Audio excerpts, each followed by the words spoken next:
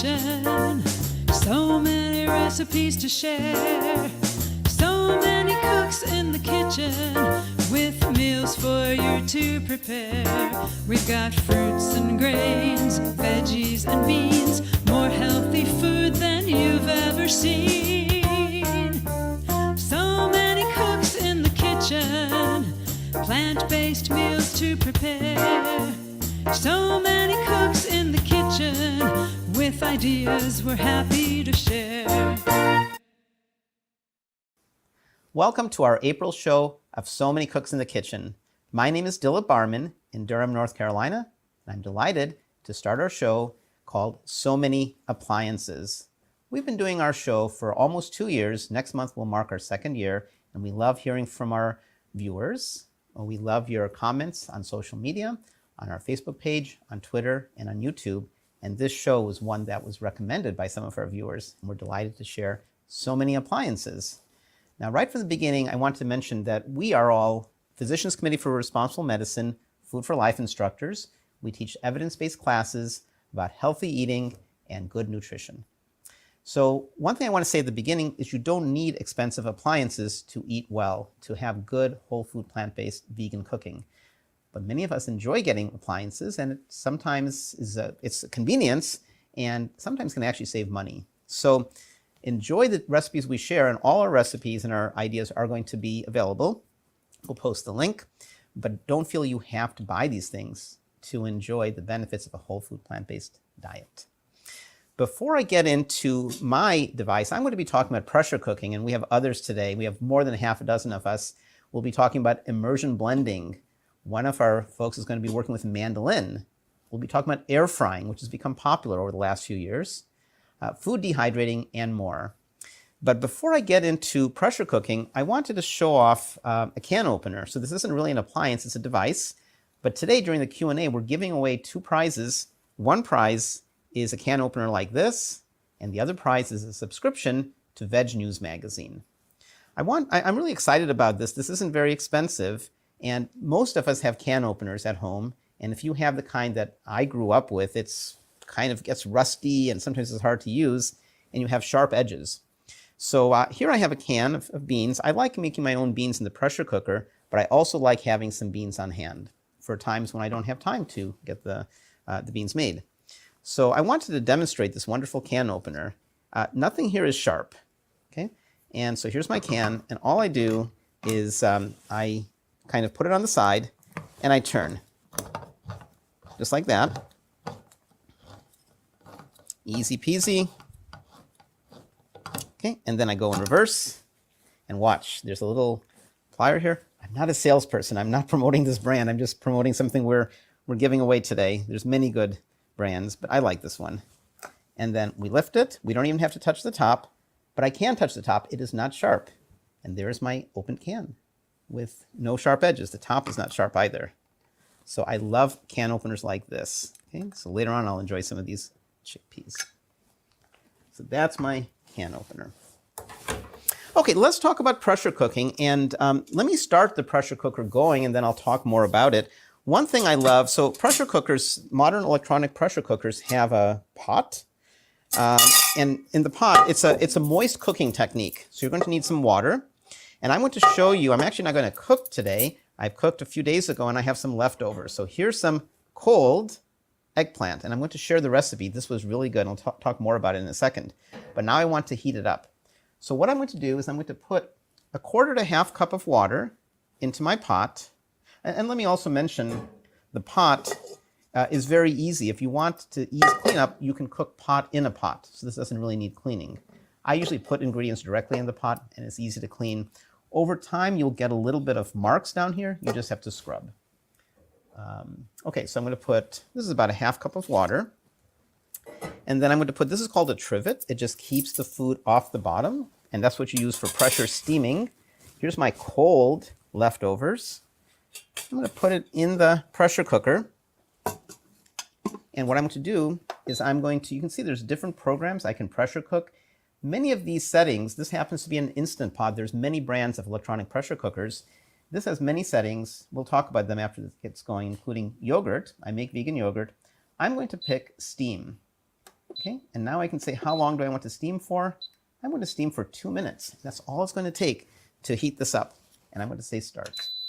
Now it has to build up pressure, and it's not going to build up pressure without a top. So here's the top. And all I'm going to do, you'll notice that there's a pin right here. So when pressure builds up, inside here, the pressure will literally push that pin up, and the pin will stop this from opening. And so this is safe. And we'll talk more about safety in a second. Okay, so I'm going to put it on. And I'm going to, there's a valve, so I'm going to put it in the sealing mode. So now it's heating the water is going to generate steam, and it's going to build up pressure. It takes very little energy to bring the water to a boil, and so it's a very cheap way. It takes very little cost to heat things up. So pressure cooking is high pressure cooking via stovetop. Some of you may know the old kind of pressure cookers that were, metal, and you would heat on the stovetop. Or instead of stovetop, it could be via electricity. Okay, and then you have a lid. Let me show you another pressure cooker back here. So you can see the lid is sealed. The new versions have silicone. Now, in theory, you're supposed to pull off the silicone after cooking each meal and wash it. I found that I don't need to.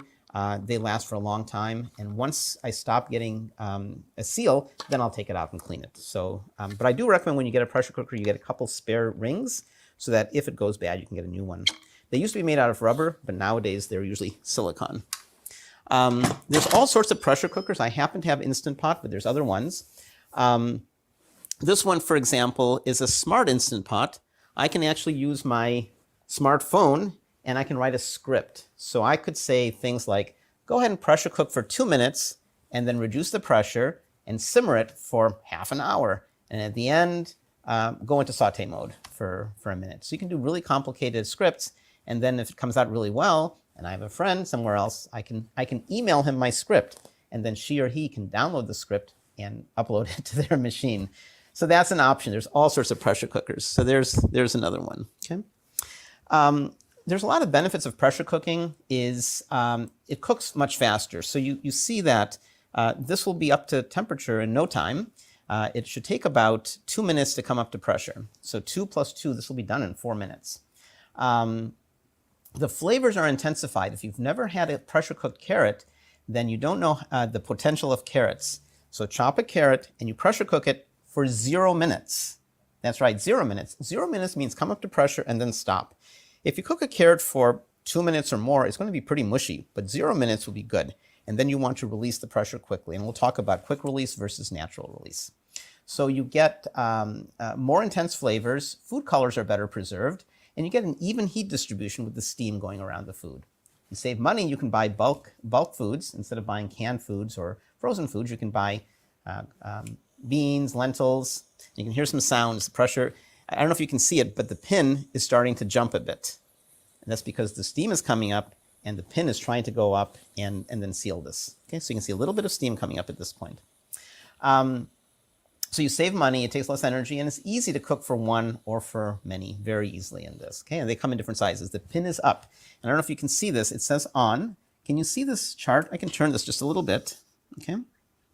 So the chart here says it's preheating, and then once it hits temperature, it's going to tell me that it's cooking. It also has a stay warm mode, so pretend I'm making something and I decide that I'm having something else. It will keep the food warm for 24 hours, I believe. So you can use it later, and it's sealed, so it's safe. I don't like cooking without supervision, but this guy, an electronic pressure cooker, you don't have to supervise. It has all sorts of built-in safety features. For example, if I forget to put water in and it doesn't generate steam, it will stop and it'll give me an error code. I don't remember what the code is, 33 or whatever, and then I'll look it up and it'll say you don't have enough water. So it will turn off before any damage of any kind would happen.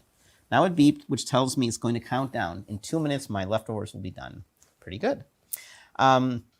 So this guy is okay to leave unattended, I think, okay, when I cook. It's one of the very few appliances I'm happy with being unattended. It takes, if you have a recipe for cooking and you have a cook time for oatmeal, for rice, for beans, whatever, then generally it takes about a quarter to a third of the time with conventional cooking. I do have something which I'm going to share the link to So I have a table I put together over the years, and it's my experience of how long it takes to cook various things in the pressure cooker. So for example, I start with beans. I have all sorts of different beans. Black beans are a little different than other beans. Other beans you put enough water just to cover. With black beans, you need a little bit more water, and I describe that in my table. And I also talk about how to cook these ingredients if you don't have a pressure cooker, and I have some notes. So this is 2 or 3 pages, looks like 3 pages, and there's a link, which whoever is running the show while I'm cooking, you may want to put up. So it's bit.ly/Dillip pressure cooking notes, and this is available for free, and I keep it updated. So it's good to have something like this. You can put this on your refrigerator. Other benefits are, some of you may have heard of some starches. When you heat them to over 248 degrees Fahrenheit, they can generate carcinogenic acrylamides. And it turns out when you're cooking starchy foods with moisture, that's largely avoided. So it's much less of an issue. Okay? The history of pressure cooking goes back to 1679. There was a physicist who came up with the idea of cooking under pressure. And then the first cookbook that I know of came out in 1924. Do you guys remember we used to have world fairs. So I think it was the 1939 World Fair it was demonstrated. And after World War II, it became more and more popular. So in 1991, the electronic pressure cooker came out. Before then, people had, the stovetop. It's done, by the way. They had the stovetop pressure cookers. And my parents are immigrants from India. There was a joke that a lot of people who would immigrate from India would bring in their suitcases one of those pressure cookers when their moms or dads were saying, "You're off to graduate school. What are you going to eat in America?" And they would make sure they'd have a pressure cooker. They were heavy.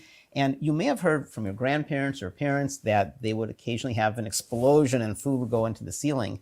That could happen with the first generation pressure cooker that I'm describing, but it doesn't happen to the third generation. The first generation is just one pressure. The second generation, you could actually have, it had a spring release valve, and you could have several different pressures, multiple pressure settings. The third generation, which is like this, is very safe. You're not going to have an explosion. The pin physically keeps you from opening this. It's the pressure, and I can't turn it. Now, here's a caveat. If you have a friend named Superman, they'll be able to open it. If they have muscles of steel, then they'll be able to maybe even with their finger open it. And that will be dangerous. So if Superman visits, please tell Superman or Superwoman, do not open my pressure cooker. So it's very safe. And the third generation also has many other features. So in addition to just around pressure cooking, you can make yogurt. And I'm going to share a link, I think it's in my document, of how to make vegan yogurt. It's really easy. And all you do is you take a pure milk. There's a couple brands I know of. West Soy and Eden Soy is their pure milk, which only has organic soybeans and filtered water, and then you put that in a container. You put a teaspoon of your last batch of yogurt, and there's plenty of commercial unsweetened yogurt you can start with, and then you press yogurt, and you can ferment it for 8 to 14, 15 hours. I like 13 hours. It makes it nice and sour. Let's see what the leftovers look like. So I'm going to show you the one trick about pressure cookers is they're safe, but what you want to do is not touch the very top. It's quite hot. I do this program, and now I'm doing it in a couple different states called the Healthy Snack Program, and I work with elementary and middle schools. If you are associated with a school and are interested, let me know, because I might be able to help your school get involved with the Healthy Snack Program. We get these pressure cookers into the classroom because they're safe, but the kids have to promise not to touch the top. And then the teachers, in turn, prepare healthy, whole food, plant-based snacks a couple times a week. So I'm going to release the pressure. Now, in theory, if I were Superman or Superwoman, I would just grab the quick release and let the steam come out. But I'm not Superman or Superwoman, and my hand would get really hot. And so what I do is I put a towel over the release, and I start just kind of doing that. Okay? I can let it flow, but if I have things that foam, like beans or things that may release little particles, then it may get sucked into the exhaust, and then I'll have a cleaning thing.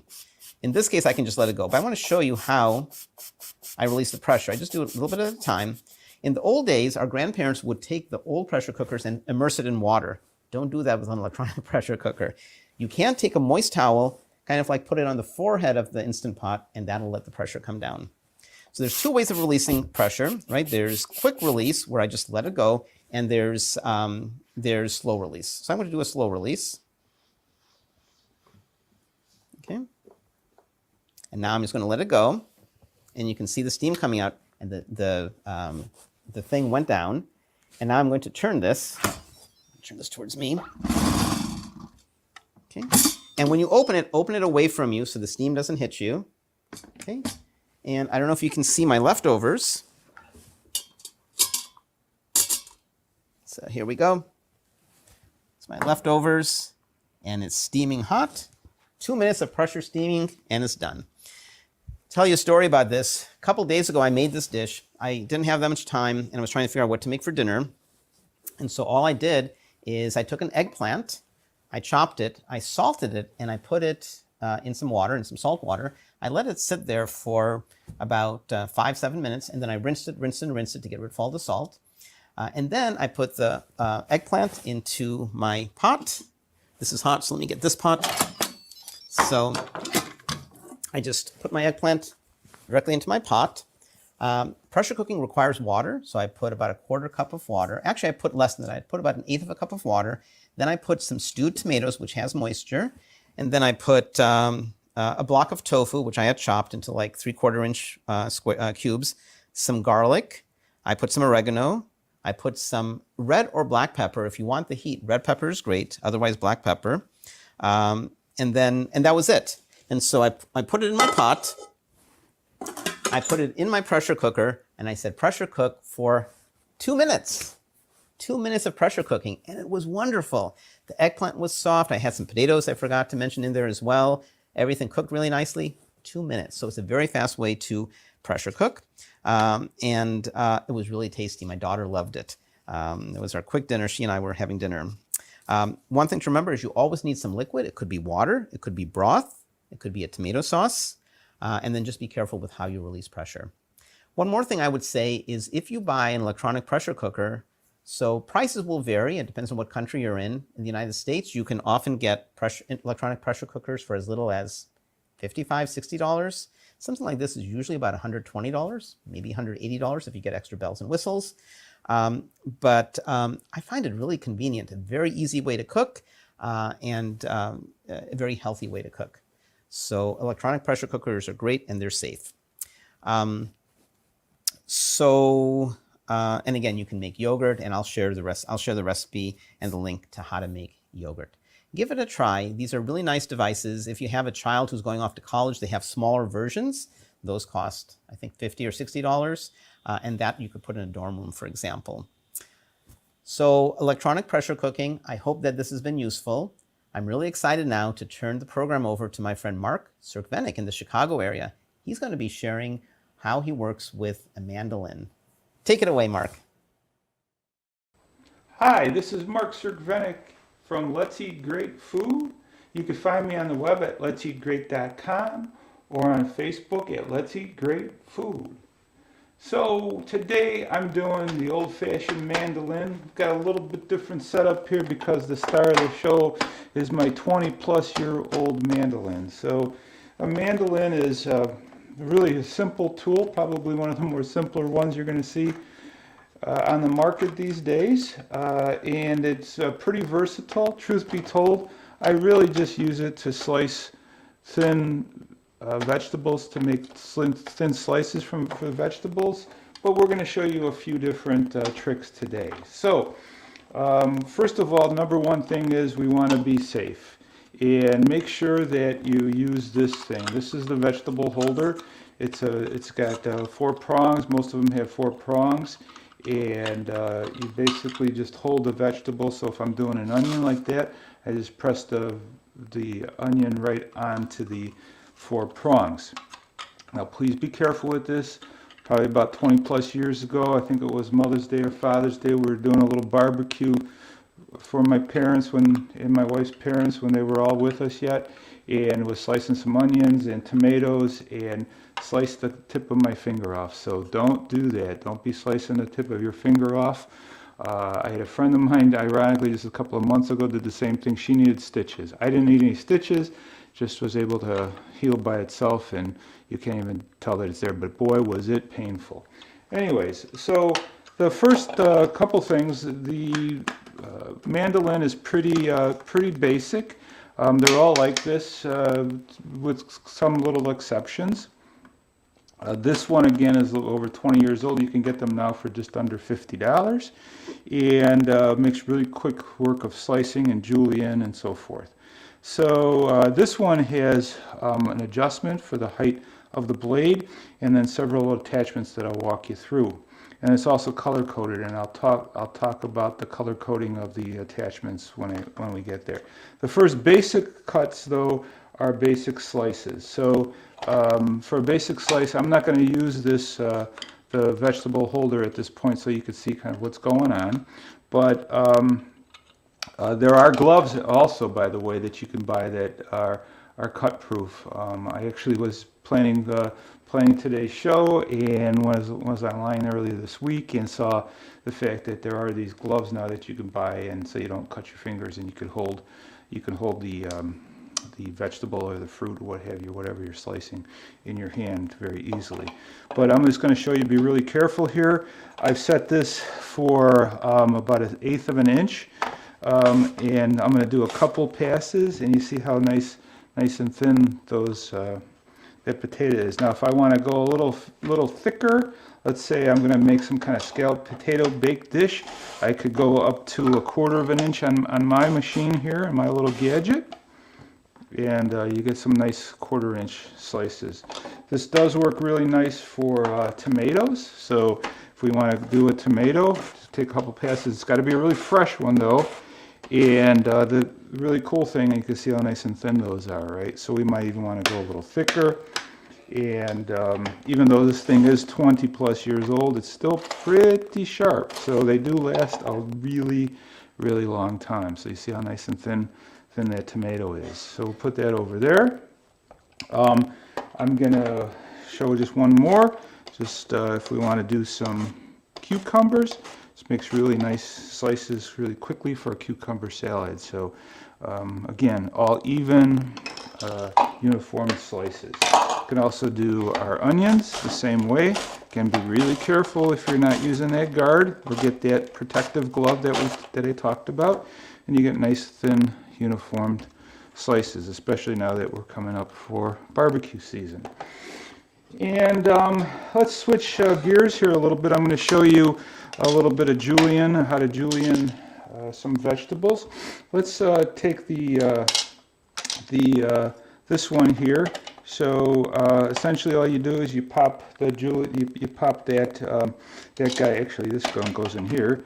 You pop the flat the slicing blade in here, and the julienne guy goes in here, and you see it's got these like really wicked little knives in there, and just pop that down in there so that it sticks in there. And now we're going to make some really nice juliennes, and here you really want to be careful. I'm going to show you how it makes these lovely juliennes. I am not really good at cutting julienne slices with a knife, and quite frankly, I just don't have patience to do that. But you see what nice kind of matchsticks this makes, and then you could cut these in half as well. There is an attachment that cuts the juliennes even finer, and that one doesn't look quite as ominous. You see the little knives in there, little blades I should say, and we pop that back in there, and now we're going to make even thinner juliennes. And this takes a little bit of practice, and it would really be ideal to have the glove at this point, but I'm just going to use this guy, and you can see it's not as friendly to use when you're trying to do that. And it does cut them into little strips here. Again, you're going to need to play with this a little bit. Actually, I had that set just a little too deep. So the blue mark here on the side is really the indicator of where you should be setting it to use this blade, because this has a blue as well. So let's try to julienne my cucumber here. I think we should be able to julienne a cucumber a little bit. Oh yeah. So you see how nicely those julienne up. So, but play with here if you get one. I like the OXO. It's a good price point, kind of middle of the road. They're still, like I said, under $50. and still, you know, this one's pretty darn old. So again, I use this most of the time for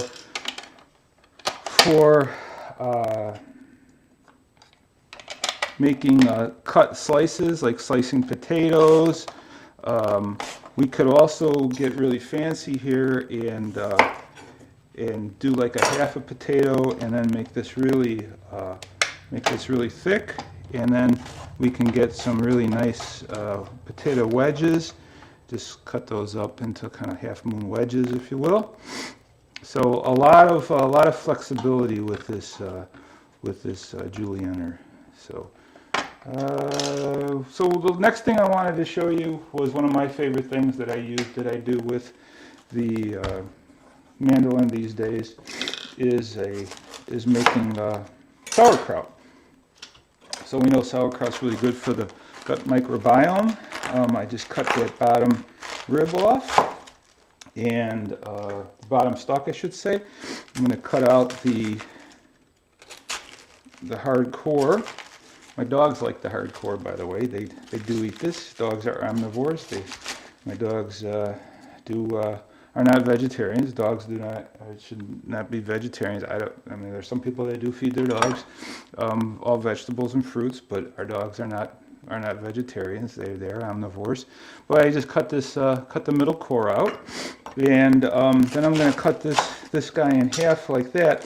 And now I'm gonna cut across the leaves here. You see the leaves kind of go like that. So I'm going to take my mandolin and then I'm going to take a look at it and see. Now I'd like them maybe a little thinner, so I'm going to go up to the blue color, the blue color there, and then going to go like that, and it's a little thinner. I can even go, if I even wanted to even a little more thin, go to the thinnest setting, and you see what fast work this makes, and just lovely. This is actually my sauerkraut depth that I would set that in. This would probably be more like a coleslaw, and this would be a sauerkraut. Sauerkraut's super easy to make.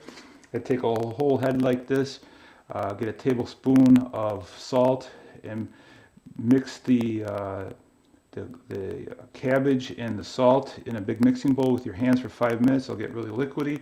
Put it in a mason jar with some weight on it. After about a week, it ferments on your counter. If you just Google it, you'll be able to find great recipes. But really easy, quick sauerkraut.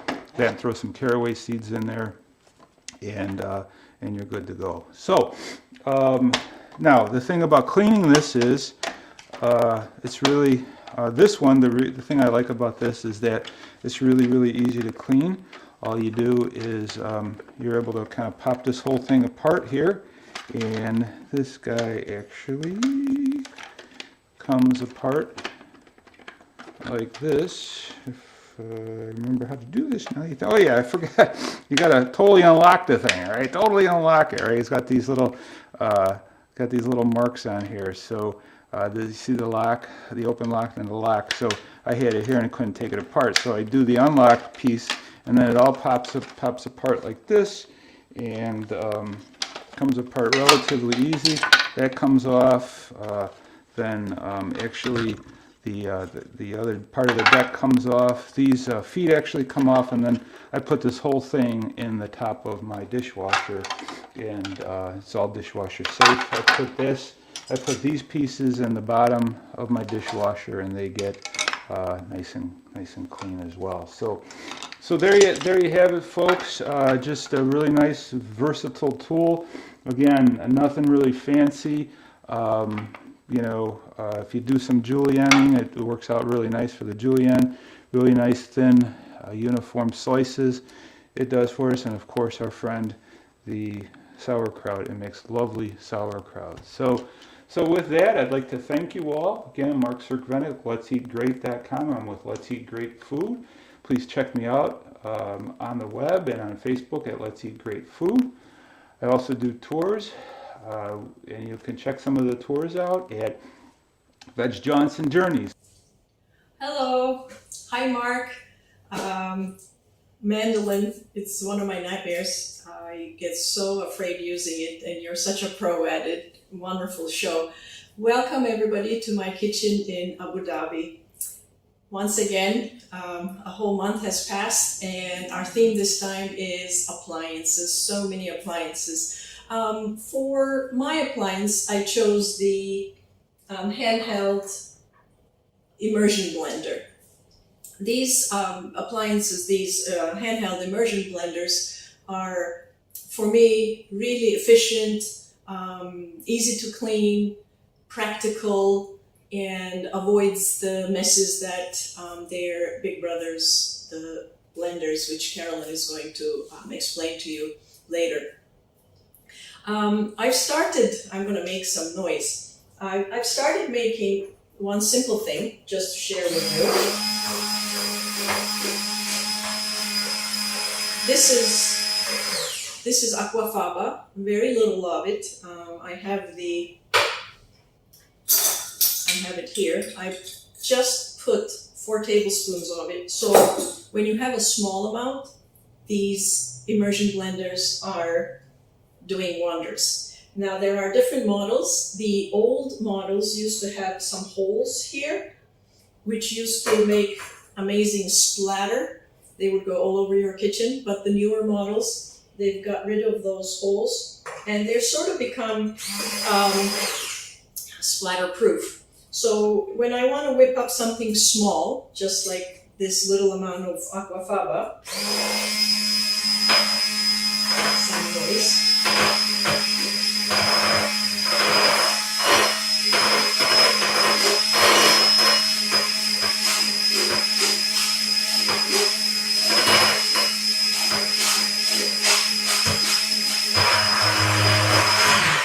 So it's now nice and frothy, and it could be, you can put it on your blueberries to have your lovely blueberries with frothed aquafaba and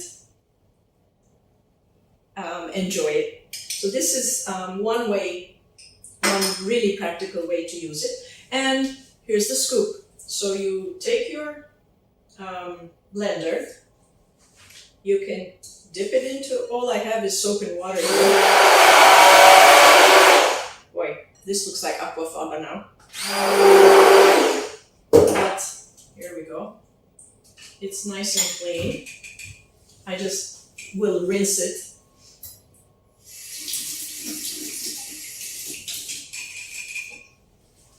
And voila, it's clean. The newer models also have these attachment sticks that are dishwasher safe, so you can make a mess and put it in your dishwasher should you wish. This aquafaba, I put it back here.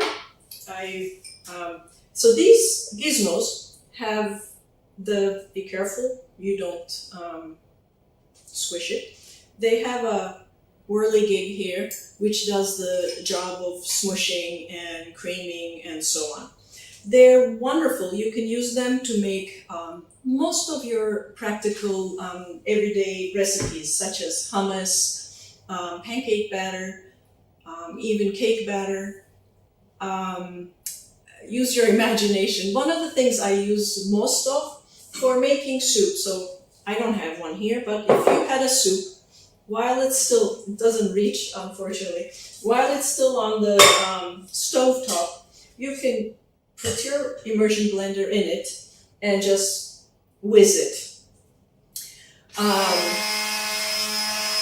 until you have a creamy version of your soup. If you like it chunky, leave it more chunky. If you want it smoother, just whiz it around more. So one of the things that happens, here's some practical tips. One of the things that happens when you use one, if you hold it up and down like this, in many of the models, they will, because of the big whirly action, it causes a suction. And you feel like, oh my God, what do I do now? So instead, if you hold it, instead of up and down, if you hold it just at an angle and whirl it, it does its job without creating the suction. And if you have created a suction, just let go of the power and tilt it, and the suction will stop. Some precautions, these are metal.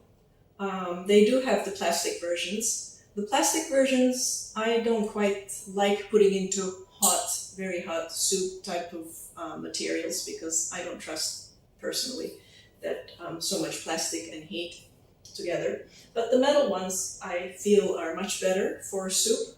And if you use one, you could also do the whirly action, and when you're done with your soup, obviously it will have a big coating of the soup. So if you keep it level or a little lower, but out of the soup, and give it another whisk, this action will make most of the soup that is stuck on your gizmo to fall down, at which time you can dip it into your soapy water, give it a whisk, and you have a clean attachment. So as you see, they come out. So as I said, some of these can be put into the dishwasher. Mine doesn't go in the dishwasher, or maybe it does. I haven't read the instructions for a long time, so maybe, I don't know. Anyways, I don't like putting it in the dishwasher. I prefer the soapy water model and cleaning it immediately to avoid things. These handheld immersion blenders come in varying models and different brands, so you can find one for your budget for sure. Some of them come with attachments. Most basic one is the beaker, which is very useful because in such a tube you can create your recipes much easier. At times you could also take a little bit of your soup, put it into here, make a nice and creamy version, and then put it back into your soup or sauce, giving it a bit more body, some thickness, and better blended flavors of all the ingredients. So this is one basic attachment that it comes with. Another one is they come as a box with many different features. So some of you know I have a year ago moved to Abu Dhabi. There, leaving my home and my kitchen and everything I have in my kitchen back in Italy. And here, I didn't want to end up buying all these other things. So one of the things I chose to have in my kitchen is the this handheld immersion blender, plus all the other attachments that came with it. So this is a little mini chopper. It's almost like a mini food processor, and I don't have one here. I do most of the things in this, and we are only 2 people, therefore this little gizmo is very helpful in making many of your recipes and chopping and shredding your veggies. So I like using this and this attachment a lot.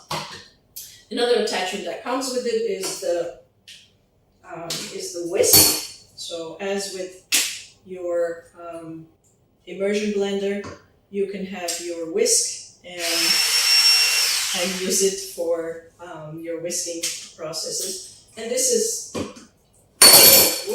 making noise here. Also, with the food processor attachment, you can just put it and shred your veggies, make a nice meal out of your nuts, and so on. It's very useful, easy, and practical. So I put these here.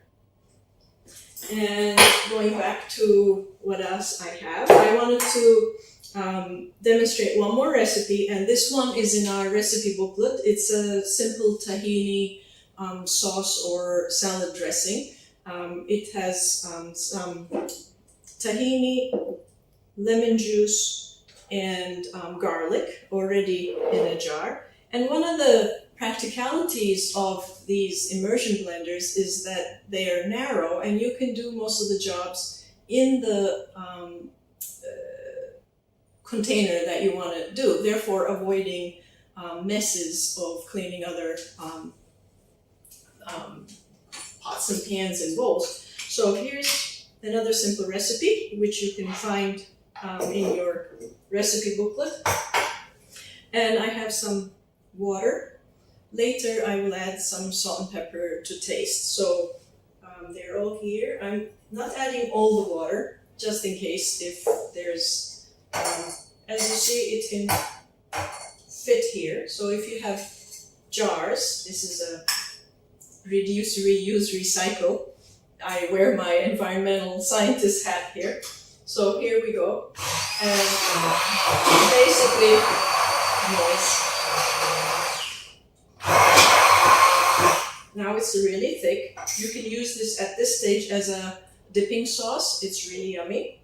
I want to make it into a more of a salad dressing type of consistency.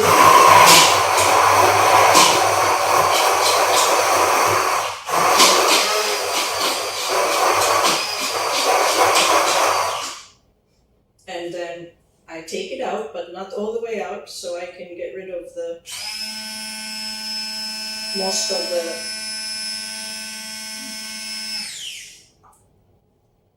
so it's almost clean. I could do a better job. I'm going to put this here so I can give it a it's lovely, but it needs a pinch of salt. This, of course, you can avoid it if you're salt-free. And just a little bit of pepper.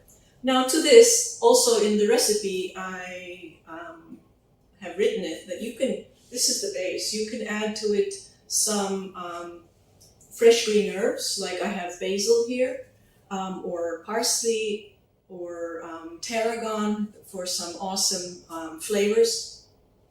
And also you can change the flavor profile by adding maybe spicy pepper paste, like or a wonderful curry powder, or whatever you like. You can use this as a base. I'm going to add some more water to make it thinner.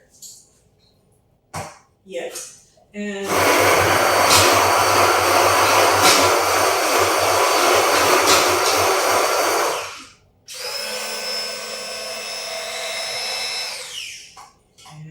I'm done. When my sauce is ready, I can now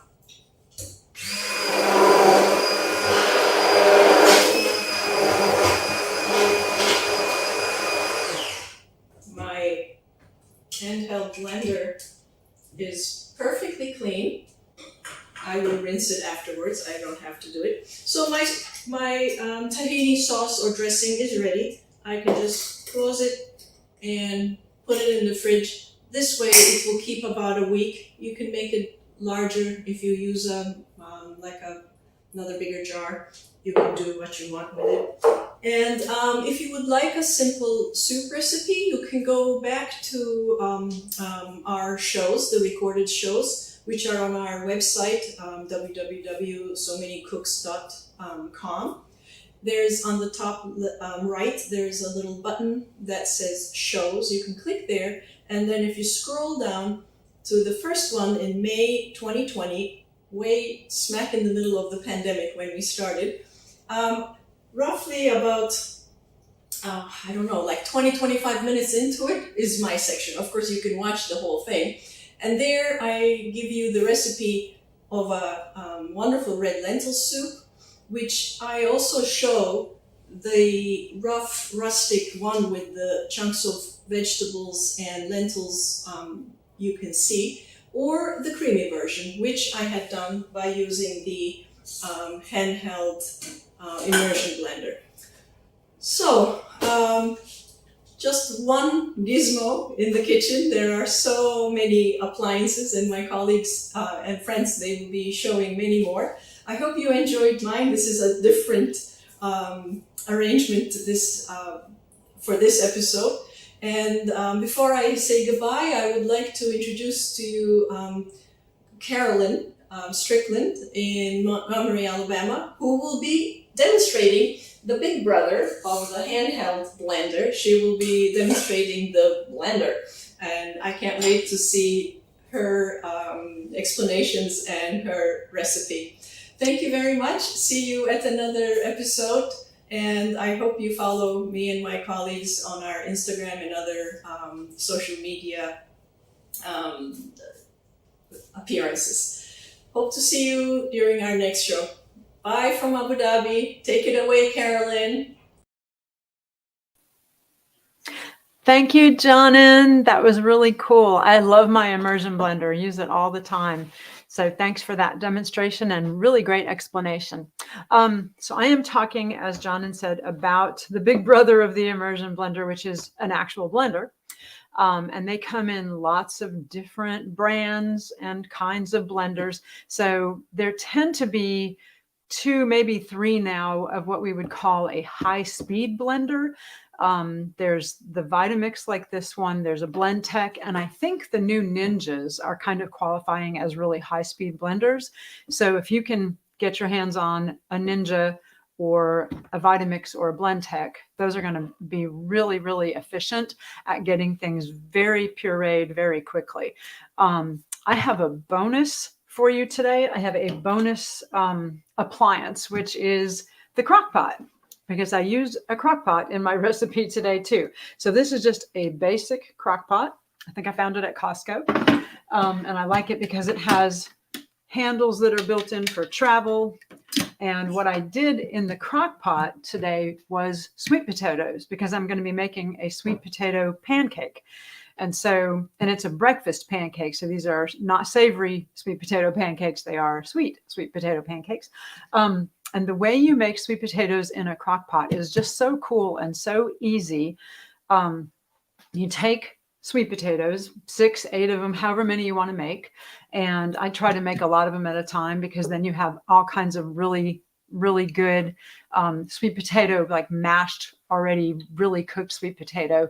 And you can use it in a lot of different things. But you're going to take about 6, 8 of them, 10. I made 12 the other day for a class I was teaching. And you just take them, wash them, and then use a good vegetable brush and scrub them, get any dirt off and any bad spots you might see. But you don't have to poke holes in them. You don't have to do anything to them. Just leave them wet, put them in the crock pot, put the lid on, and turn it on all night long. And in the morning, all of your sweet potatoes are creamy and delicious, and they have cooked all night at a really low temperature. So they're perfect. They're just delicious. And you can use that sweet potato flesh in any recipe that calls for cooked sweet potato. They're really, really good. So bonus appliance today, the crock pot. Okay, so I'm going to get that out of my way a little bit. Okay, so, and the blender I'm using is a Vitamix. I think really with this recipe, you could use just about any kind of blender, but there is a difference between using a blender and a food processor. So you would use a blender in recipes like smoothies, sauces, anything that you want really well pureed. You would use a food processor and you can really puree things with a food processor too. But with a food processor, you can also pulse it and leave things more chunky. Food processors also come with different varieties of blades, and a blender only has one blade and it's built in. So food processors have blades that switch in and out. And so if you're making like a salsa or something, that would probably be best done in a food processor. But what I'm doing is a sweet potato pancake batter. And so you could probably also do it in a food processor with the S blade, and then just whirl it a little bit longer. But what I want to show you today is how you can use a blender and do every portion of this recipe with just a blender and one container of non-dairy milk. Okay, so I'm going to start with oats, and I have whole rolled oats, and it's 1 1/4 cups, because what I'm trying to end up with is oat flour. So with this recipe, you could just use a cup of oat flour from the store, but it's so easy to make your own oat flour. So if you're making a recipe that calls for oat flour and all you have is some whole rolled oats, or maybe some instant oats even, you just put them in your blender and whirl until it's flour, and it doesn't take very long.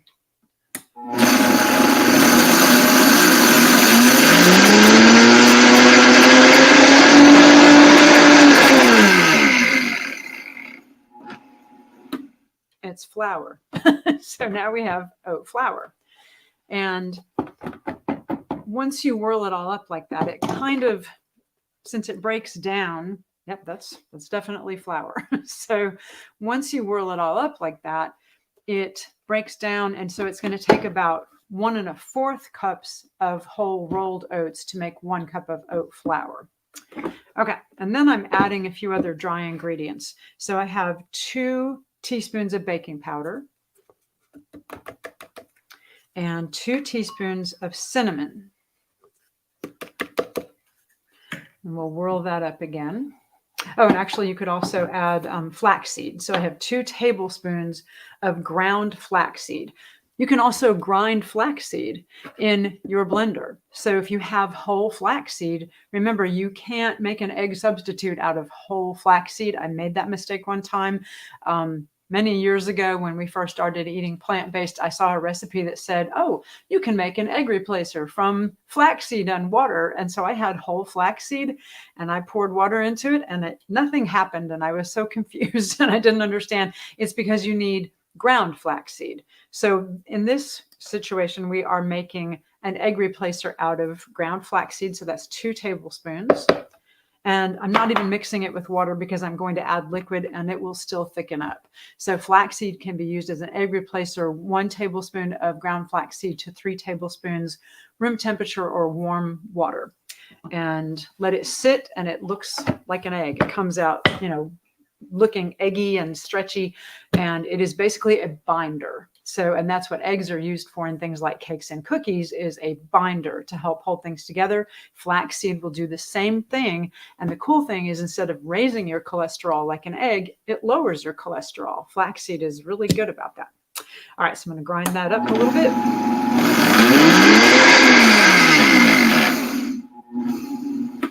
All right, so that's my dry ingredients all done. And then I'm just going to give it a little stir, make sure it got all ground up in there. That looks pretty good. Okay, so here's the trick to making something like a pancake batter in a blender.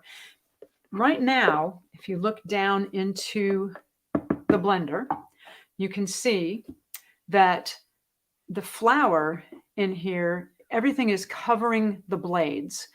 We don't want to do that with something like a pancake batter. So we need to expose the blades and let the liquid be able to touch the blades as well, because it might get all gummed up down there if you try to do it without showing the blades. So I'm just going to tilt it way over to one side and get all of the dry ingredients over on one side. Okay. And then for the liquid ingredients, I have 1/2 cup plus 2 tablespoons of a non-dairy milk, any non-dairy milk you like. And we're adding 2 teaspoons of apple cider vinegar, because what does that do? It makes buttermilk. So that is how we make plant-based buttermilk. And we'll let that sit and curdle for just a second, and then just stir it up with a fork.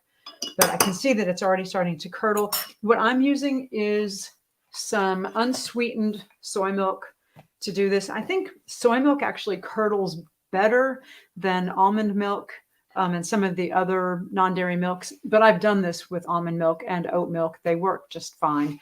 But soy milk tends to curdle a little better, and I think it's because it has a little more fat, and so it's going to curdle a little more when you add the apple cider vinegar. And the kind of apple cider vinegar I'm using is just this raw apple cider vinegar, Whole Foods brand.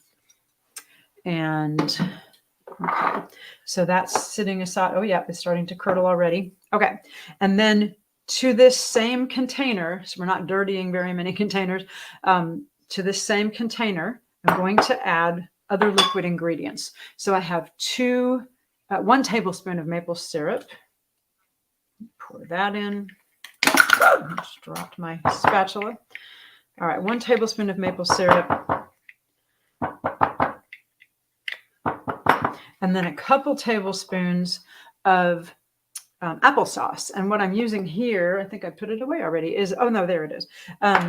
This kind of applesauce, it's the Whole Foods brand organic cinnamon applesauce. I mean, we're making sweet potato pancakes, so cinnamon applesauce sounds really good. You could use regular applesauce. You could make your own applesauce in your crock pot. So, okay, there's lots of recipes for that online. All right, so I'm adding, you could do 2 to 3 tablespoons. I'm doing 3. And then I have 3/4 of a cup of the cooked sweet potato that came out of the crock pot. They cooked all night long, and it smelled really good when we woke up this morning. All right, and there's my fork. So I'm just going to whisk up all my wet ingredients. Oh yeah, it's very thick. Okay, and then I'm going to pour this down the side. So you can see I've exposed the blades. Let's see if I can turn it so you can see that. I've exposed the blades down inside. So the blades are showing. We want the blades to show, and then we'll pour the liquid down on the side where the blades are exposed. All right. There. Okay. That works. The cinnamon smells so good. Okay. And then 3/4 of a cup of mashed sweet potato flesh, which for me was probably 2 small or smallish potatoes, sweet potatoes. And they really shrink down. It's interesting to watch in the crock pot. If they cook all night long like that and they started out like a really big sweet potato, it's going to cook down and some of that liquid comes out. I need to figure out something to use with all that liquid that's in there because it's like sweet potato liquid. It's fabulous. All right. Let me put this lid back on. Make sure your lid is on really securely, because with the Vitamix, I have had it go woof and just like color my ceiling with a smoothie. I think it was a blueberry smoothie. It made some interesting colors on the ceiling. So make sure the lid is all the way on, and also be really careful when it comes to something like a Vitamix that can be on without the lid, which makes it dangerous if you have kids around who could put their hand in it. So do make sure that your lid is always on. And some blenders I know will not work unless there is a lid on, but most of them actually work without the lid on. So be careful about that. All right, we'll turn that on.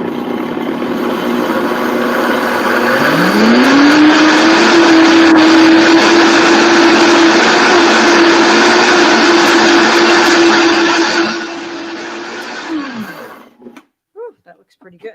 Okay. So looking down inside, just scrape it down a little bit. And oh, it smells so good. It is pancake batter. So you can definitely see that. It looks like pancake batter. And then the cool part about doing it in a blender is I can just pour it right into the frying pan. So I'm going to check my frying pan. I turned it on. We'll see if it's hot enough by splashing a little water. Oh yeah, the water is sizzling. And I am not an expert in frying pans. I know that I am using a Calphalon anodized steel, which makes it basically non-stick. And we're going to put it in little scoops of, oh yeah, it's sizzling on there. So maybe 1/3 to 1/2 cup. 1/3 of a cup is probably about right. And this recipe makes 9 or 10 small pancakes.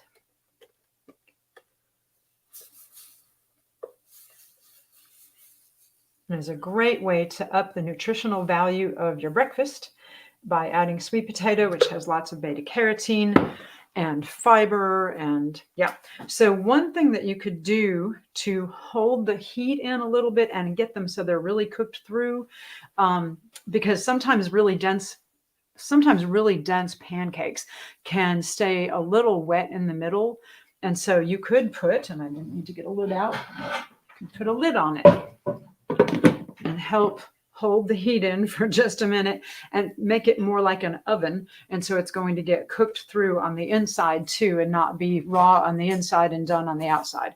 Also, not putting it any higher than about medium heat will help with that. If it's super hot, then it'll cook the outside and the inside will stay kind of raw. So we want to make sure it cooks a little slower and keeps the heat in and cooks all the way through the middle. So, but even if it doesn't cook all the way through, there's no raw eggs. There's nothing in it that's going to hurt you. If you could probably eat that raw and it wouldn't hurt you.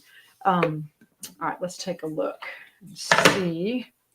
And you could also take whole sweet potatoes, and instead of using the crock pot, you could bake them in the oven for an hour and a half or so. You could, I probably wouldn't cut them open and roast them, but you could. I think you could try that. You just want cooked sweet potato. That's the only thing. And doing it overnight in your crock pot, so super fast and easy. And I know Dilip talked about the Instant Pot or pressure cooker. I think most Instant Pots actually have a slow cooker function on them. So you could put them in the slow cooker in your Instant Pot and just use it as a slow cooker and cook them that way. You could also pressure cook. Sweet potatoes and they'd be done a lot faster. I just like using my crock pot. You could use the peel if you want to. I eat sweet potato peels all the time. And so they're really, really good and good for you because they're full of fiber. Oh, let's flip these over. Oh my goodness, they look great. Look at that. Oh, beautiful. And I wish we had smell-o-vision because you could smell how fabulous these smell. That cinnamon and sweet potato, that combination. Oh, it's just wonderful. Okay, and then we'll plate them up. Let me get a little plate out of the cabinet. And I think it's probably a couple of minutes on each side, maybe 2 to 3 minutes each side, but just check. And it depends on if you have one of those electric griddles. We had one of those when I was little, a griddle that you plugged into the wall, and my mom would cook all kinds of things in the stovetop griddle, and that could work too. Yeah, so however you usually make pancakes, just make sure that you are checking to make sure they're not burning on the bottom. These got kind of brown, but I think that's really perfect. Okay, so, these look so good and they smell amazing. And by putting the lid on, remember, you're holding the heat in, you're cooking it through the middle. Okay, they're probably ready. Let's take a look. Oh yeah. Oh goodness. Look at that. Those are beautiful. Okay. I think they're ready.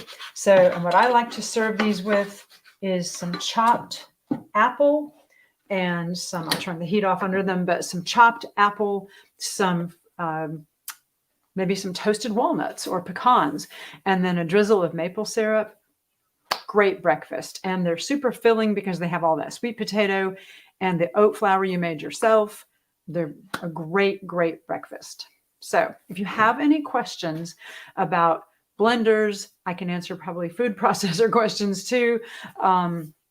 Crock pot, any of the appliances that we're talking about today. Make sure you stay for the Q&A in just a few minutes, and we will hopefully answer any of your questions. And remember, our recipes are all available in a document that I'm sure has been posted in the comments right now. So go to the document and look at the recipes, and please do stay tuned and ask questions, because if you ask a question, you are entered in the drawing for some of our really cool prizes today. So thank you for watching, and I'm going to kick you over to Karen in Austin. Hey, Karen. And I think, are you using a juicer? I am. I'm going to use a juicer, and your pancakes look great, by the way. Thank you, thank you. And I want to know, I can't wait to watch this because we have a juicer we've never used. So I want to watch and see what you do with it. So good to see you. Bye. Thanks for watching. Alrighty, so Karen Osborne in Austin, Texas, myfoodfitnessandfun.com. And I am going to talk about juicers. The reason I got into juicing is for wheatgrass, to have wheatgrass juice.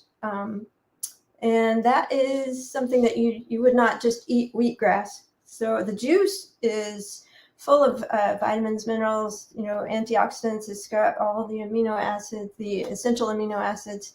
It's like cancer protective, can help regulate blood sugar, and all kinds of good healthy reasons to have wheatgrass juice. So I started with an inexpensive manual juicer, which and I'm gonna turn this down in a minute so you can see what I have here. But it was, well, turn it down. It was a manual juicer, but it looked kind of like this. It wasn't as heavy, and it had a crank back here at this end. So I would just crank it out, and I'm gonna take this apart. There are a lot of different kinds of juicers. So this one is the Omega, and so my manual one had an auger. This is a what they call a masticating juicer with a single auger. This, and you just put it in, and then this. What I like about this juicer, and there's other brands that are the same single auger. This has a plate with a screen, which you put your vegetables down here or your fruits, and then they get churned and pressed against the screen, and then the juice comes out. There's a hole in the bottom, and the pulp comes out the front. So I'm going to put this back together. We're going to demonstrate it, and then I'm going to talk about some other kinds of juicers. But this juicer also has a blank plate. There's no screen, and I like that because you can just put frozen fruit or frozen bananas. In this juicer, you don't even have to chop. You can chop your vegetables. I'm going to be using carrots, but I'm just going to put it in here and press it down. But I really like being able to make the juice, even though I don't juice a lot, because juicing really wastes the fiber, and the fiber is good. It's really good for you. Like if you're sick, that would be a reason why you wouldn't want fiber. If you're having digestive issues, you can't handle the fiber, this is a good way to get nutrients. It's a lot better than the Ensure with dairy and oil and sugar in it. So here you could do some green juice and get the nutrients right into your cells to nourish those cells. But if you can handle it, the fiber is really good. It makes you feel full, so you don't tend to overeat, and it's cancer protective. It like ushers toxins out of your body, so it's really good to have the fiber. But sometimes I have a recipe that I only need a little bit of like apple juice or orange juice for, and I don't buy juice, so I'll just take an apple or an orange that I have and juice a little bit for a recipe or something. So I'm going to go ahead and turn this on. Oops. I'm going to juice my carrots. I'm going to use a pound of carrots, but you don't need to watch me juice a pound of carrots. I'll do a few.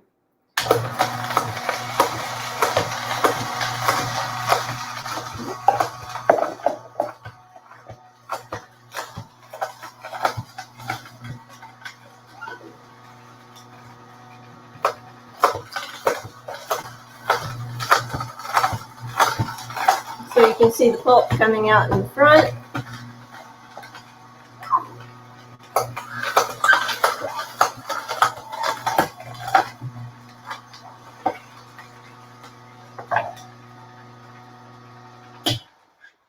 And I am going to move this out of the way so I can show you another juicer. But here's the pulp, and most of the time, all right, well, here's the juice.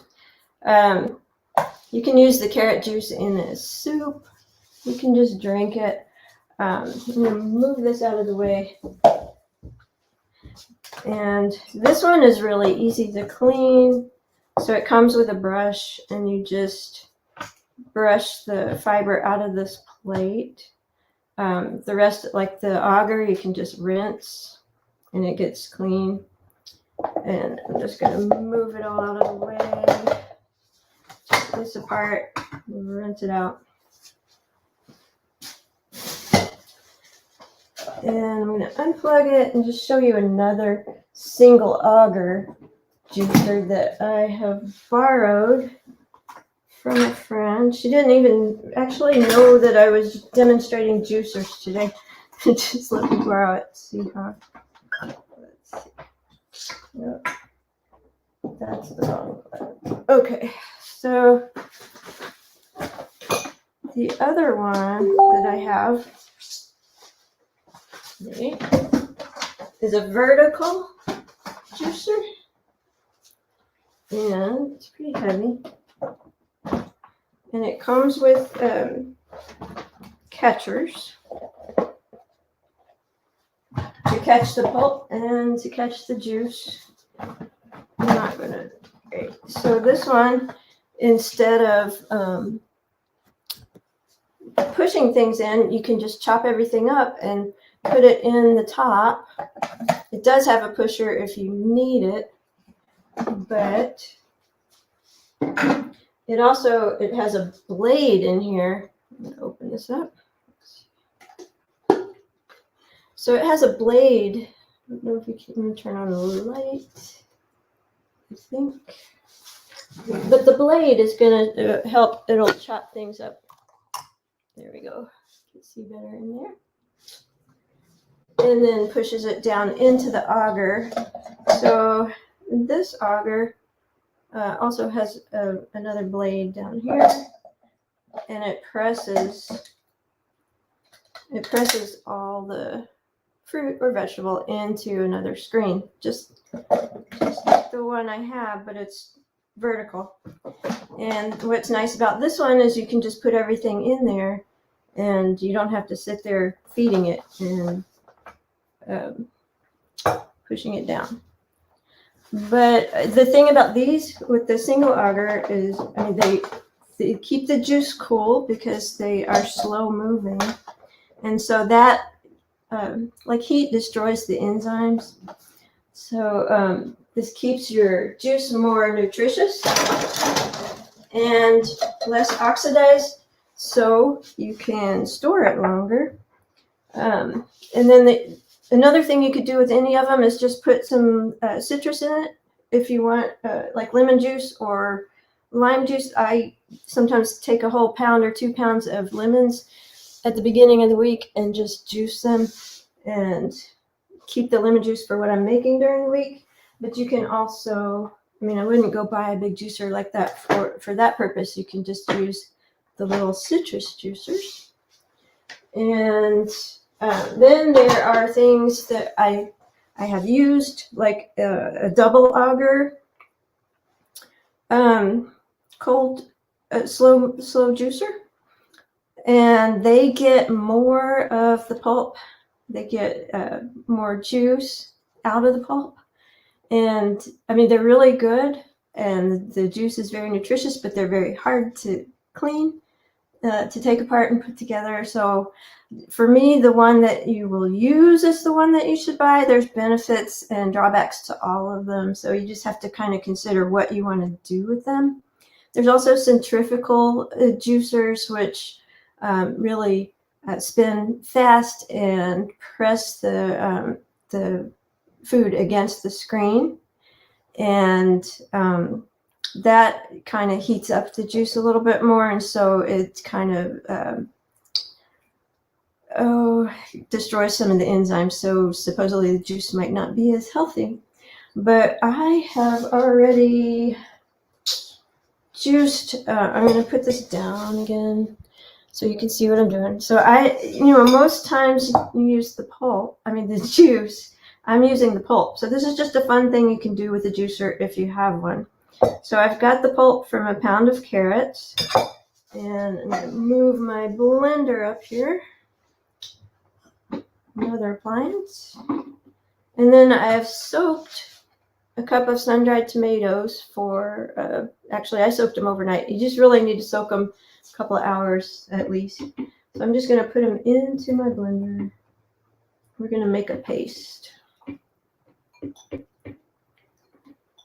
And then I have a quarter of a cup of the soak water that I saved. And then just some garlic granules, some cumin, any spices that you like, anything you want to flavor. You could just use chili powder. I've got some onion powder. If you like it hot, you can put some cayenne. If you don't like it too hot, just do a little bit or leave it out. And then we're going to blend it up. I'm going to mute myself while I blend.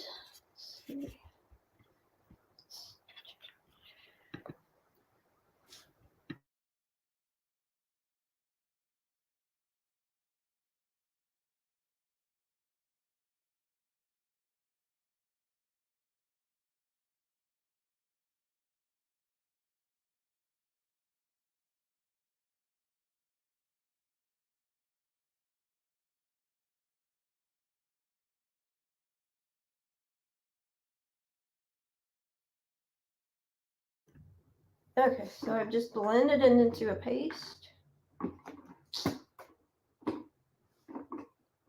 Get all of it off the top of the blender. I don't want to waste any of it.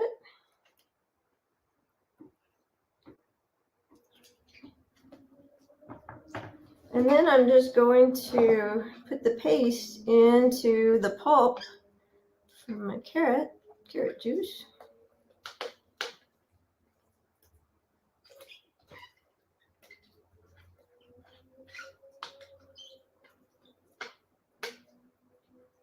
And I might as well just use the pulp that we just made to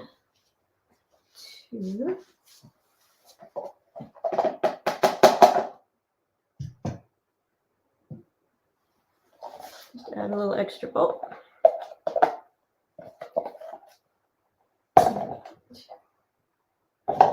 And then you're just going to work it with the fork until the pulp is really combined with this paste. And the paste is worked into the pulp. If you want a little salt in it, you can put some salt. It works great even if you're not using salt.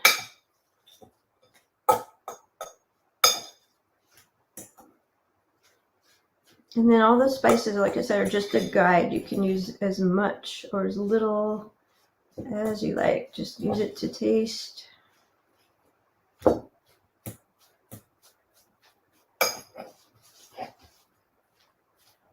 So once it gets combined, it kind of looks like ground beef.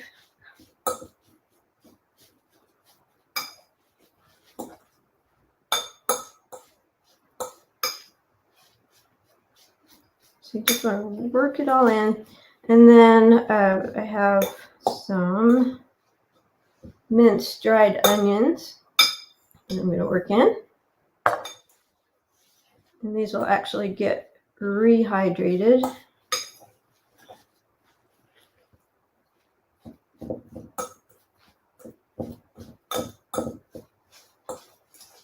Smelling good. And then you can use this in any kind of dish. It's just kind of a fun thing to do. What I'm going to do right now is just make a romaine leaf taco. So I just have a romaine leaf, and I'm going to fill it with my taco filling. And here I haven't wasted any fiber. It's really, you're adding some liquid back in with the sun-dried tomatoes, so it's not a mouthful of fiber. All right, so you can put as much or as little as you want. If you want, you can put some salsa on it. If you had some guacamole, you could put guacamole on it.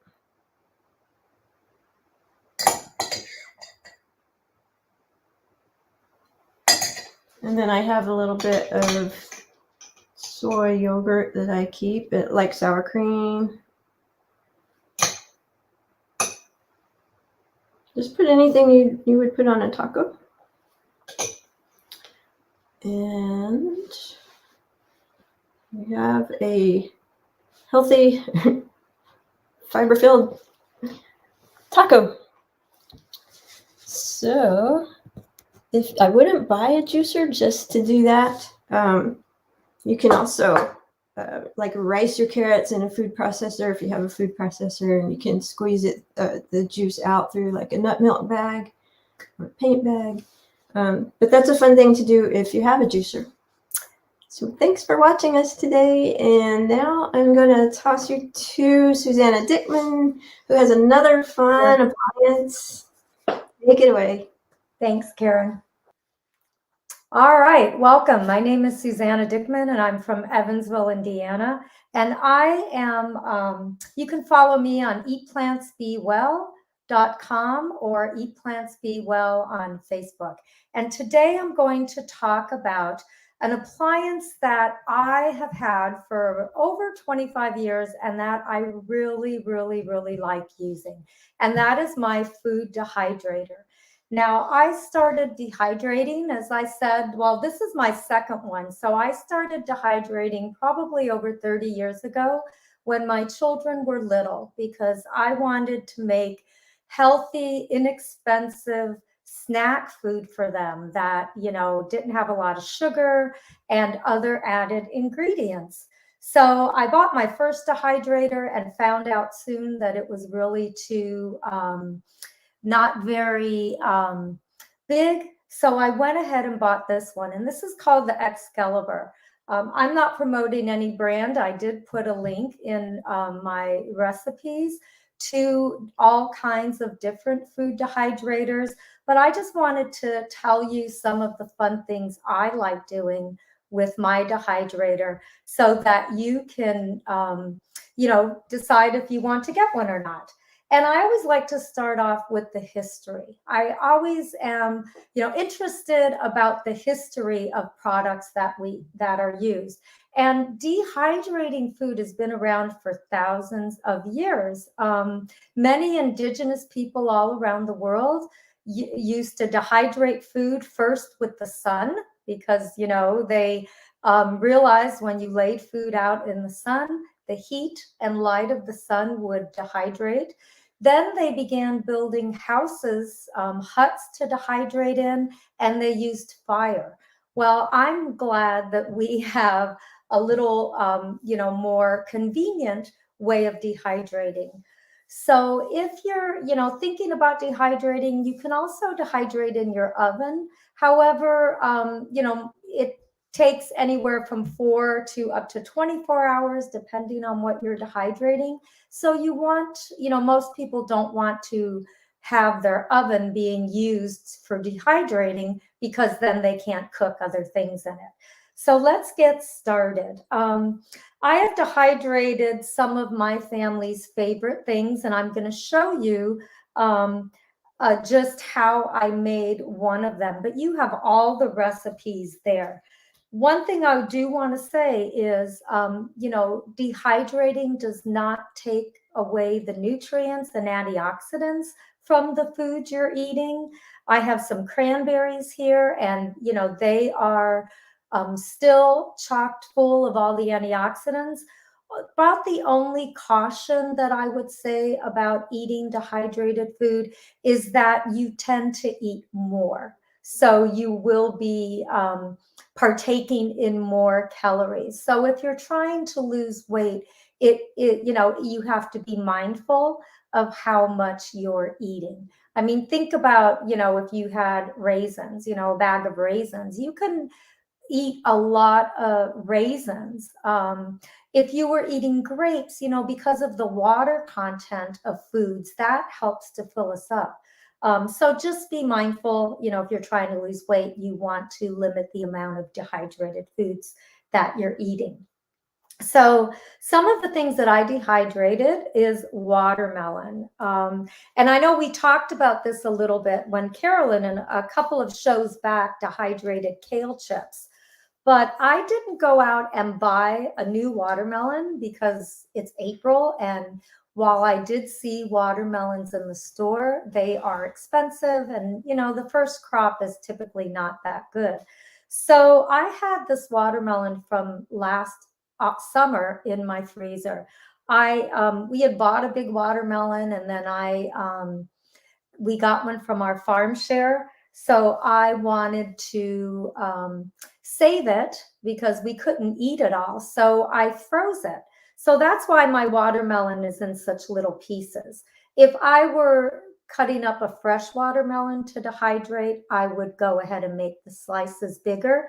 But I had cut my watermelon in chunks, put it in the freezer with the intent of using it for a smoothie or for some nice cream, adding bananas to it and whipping up some nice cream.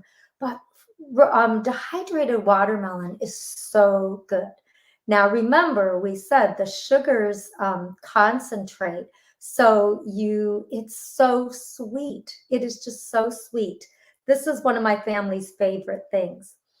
One thing about dehydrating, you get 3 different types of outcomes. You get something that's pliable.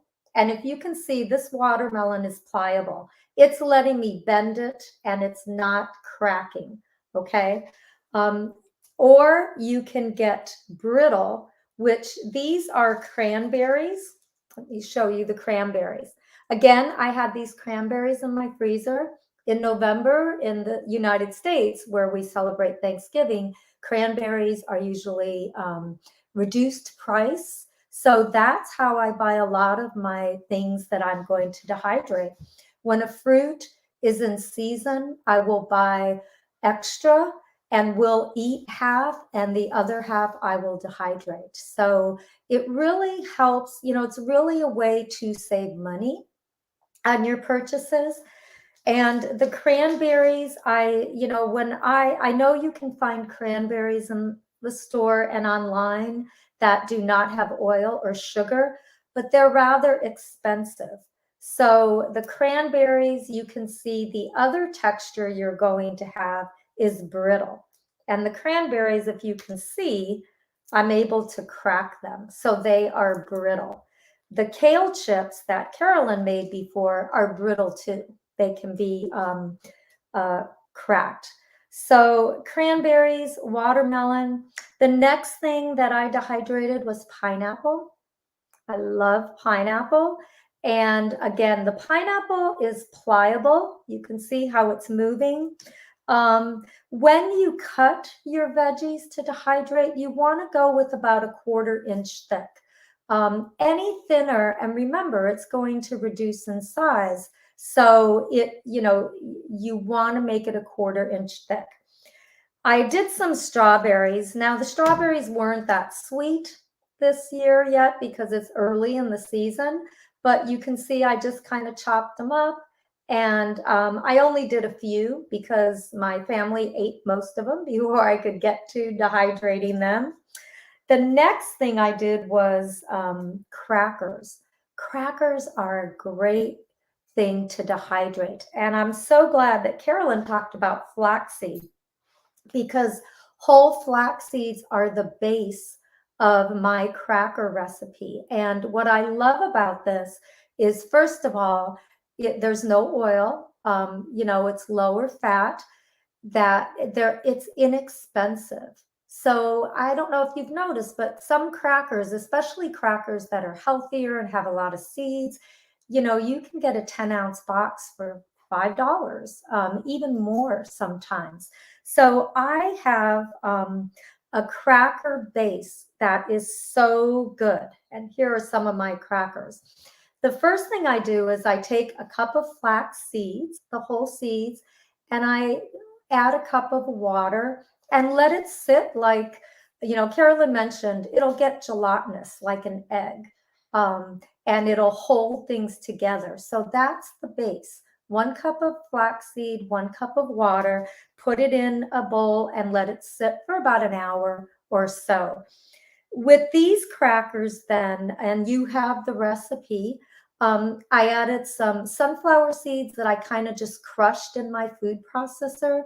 I added some onion powder and rosemary, and then some salt and pepper.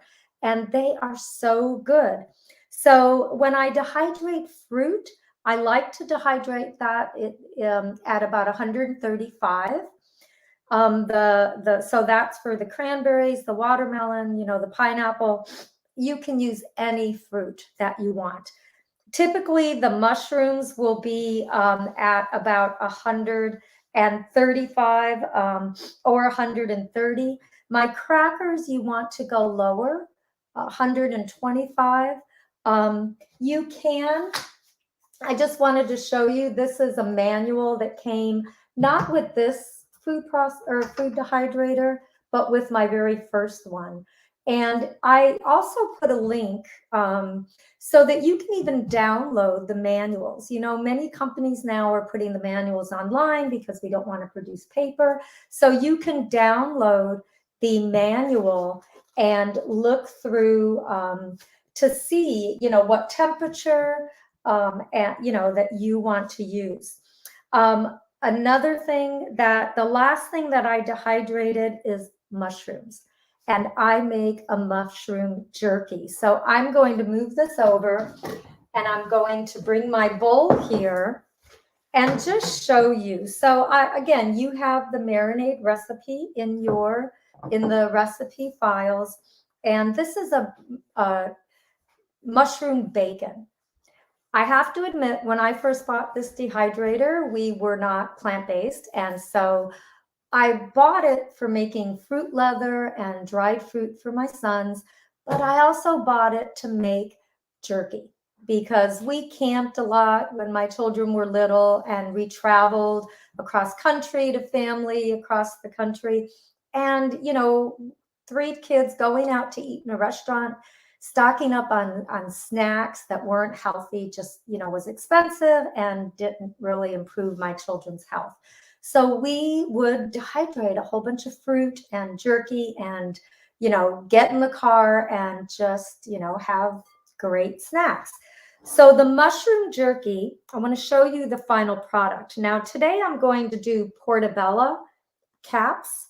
The other day, what I dehydrated, you can see it's kind of little because I used just white mushrooms. And again, I cut them in 1/4-inch pieces. And here they are dehydrated, and they are so good. They're a little bit more brittle. Some of them are leathery. So the 3 textures are leathery, brittle, and pliable that you want to get. So I already scored my portobellos, so I'm just going to cut them through, and then I'm just going to put them in the marinade, and I will show you my racks on my food dehydrator. My dehydrator has 5 racks. I don't think that Excalibur makes this one anymore. I looked online, and the smallest one they have now is 6 racks, and they even have one with 9 racks. But, these appliances last a long time because the only moving part is, it has a heater and it has a fan. So it really is, they last a long time, and they're so much fun to use. So I'm going to just put this in here. I just wanted to show you, and let me mix it up a little bit. I'm going to let this sit and marinate for about an hour or so.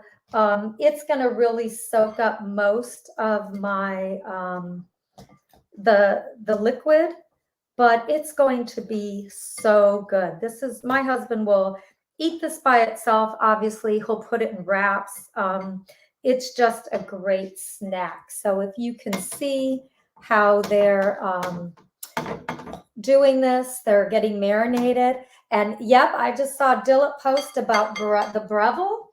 I also have a Breville on the oven, and it too has a dehydrator setting. So, you know, there are so many different options, but let me go ahead and show you this.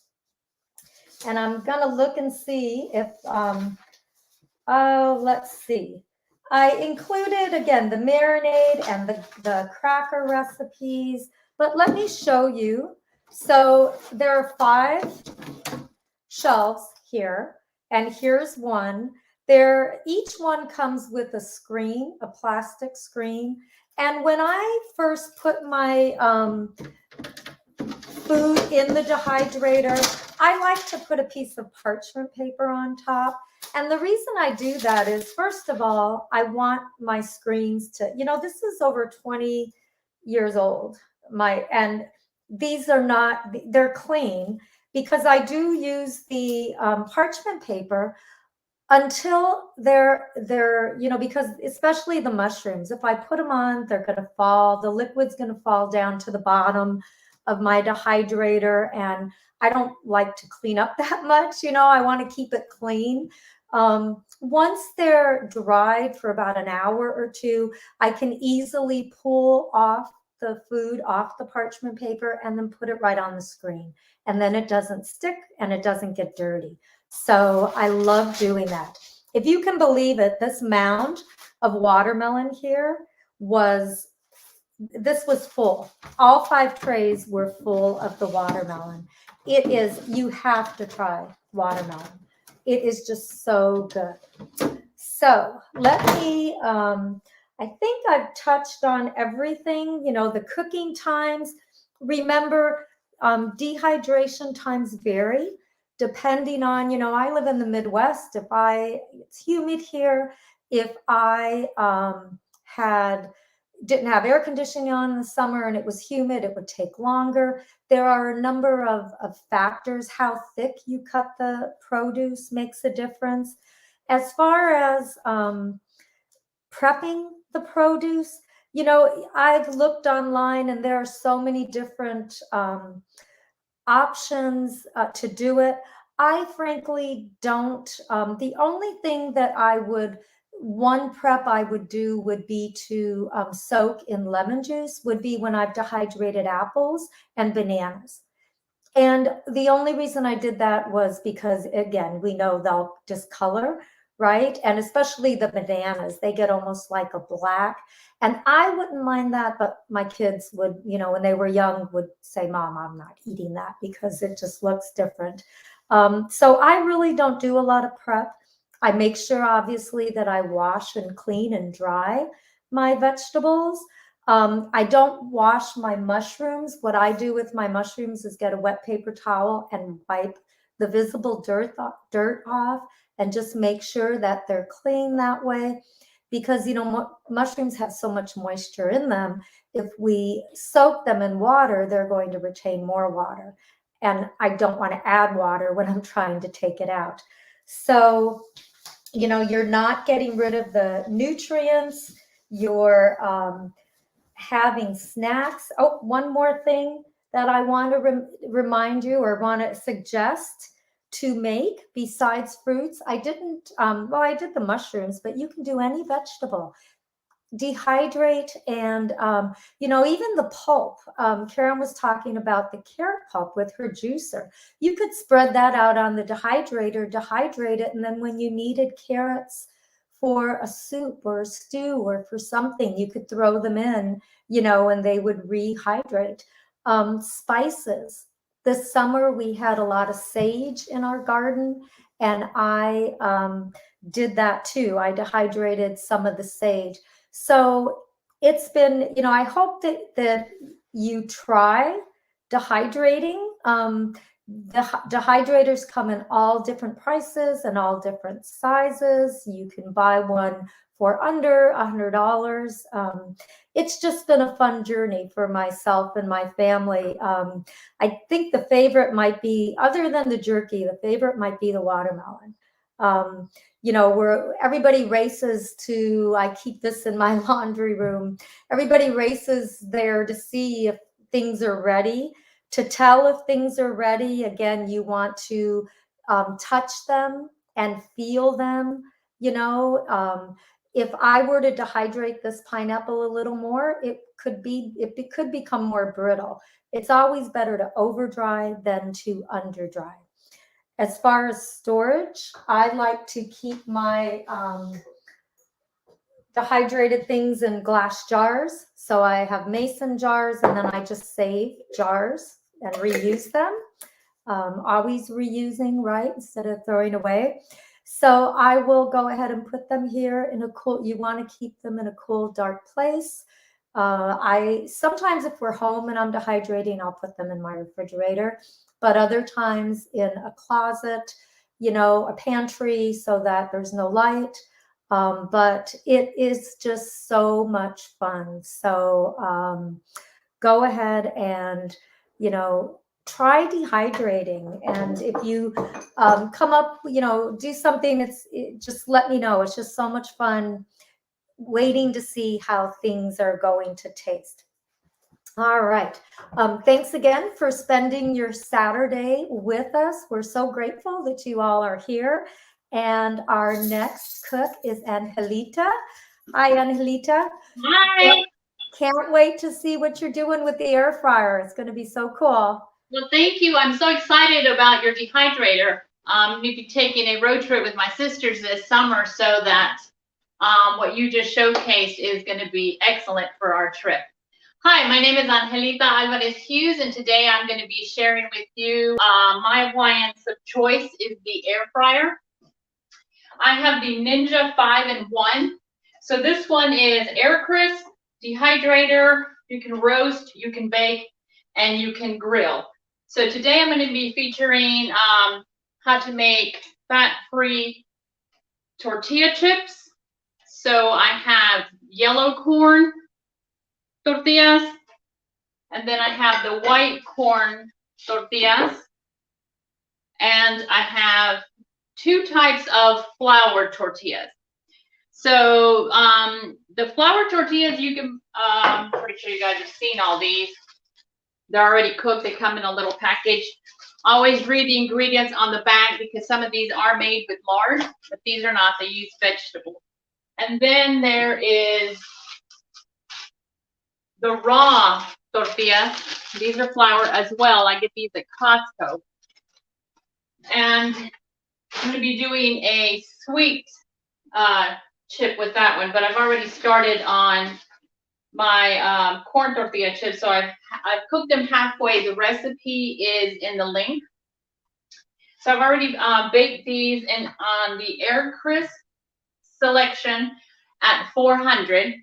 So I've already cooked them for about 3 to 4 minutes. Everyone's air fryer varies, so please keep an eye on this as you're doing it. Mine takes anywhere from 6 to 8 minutes.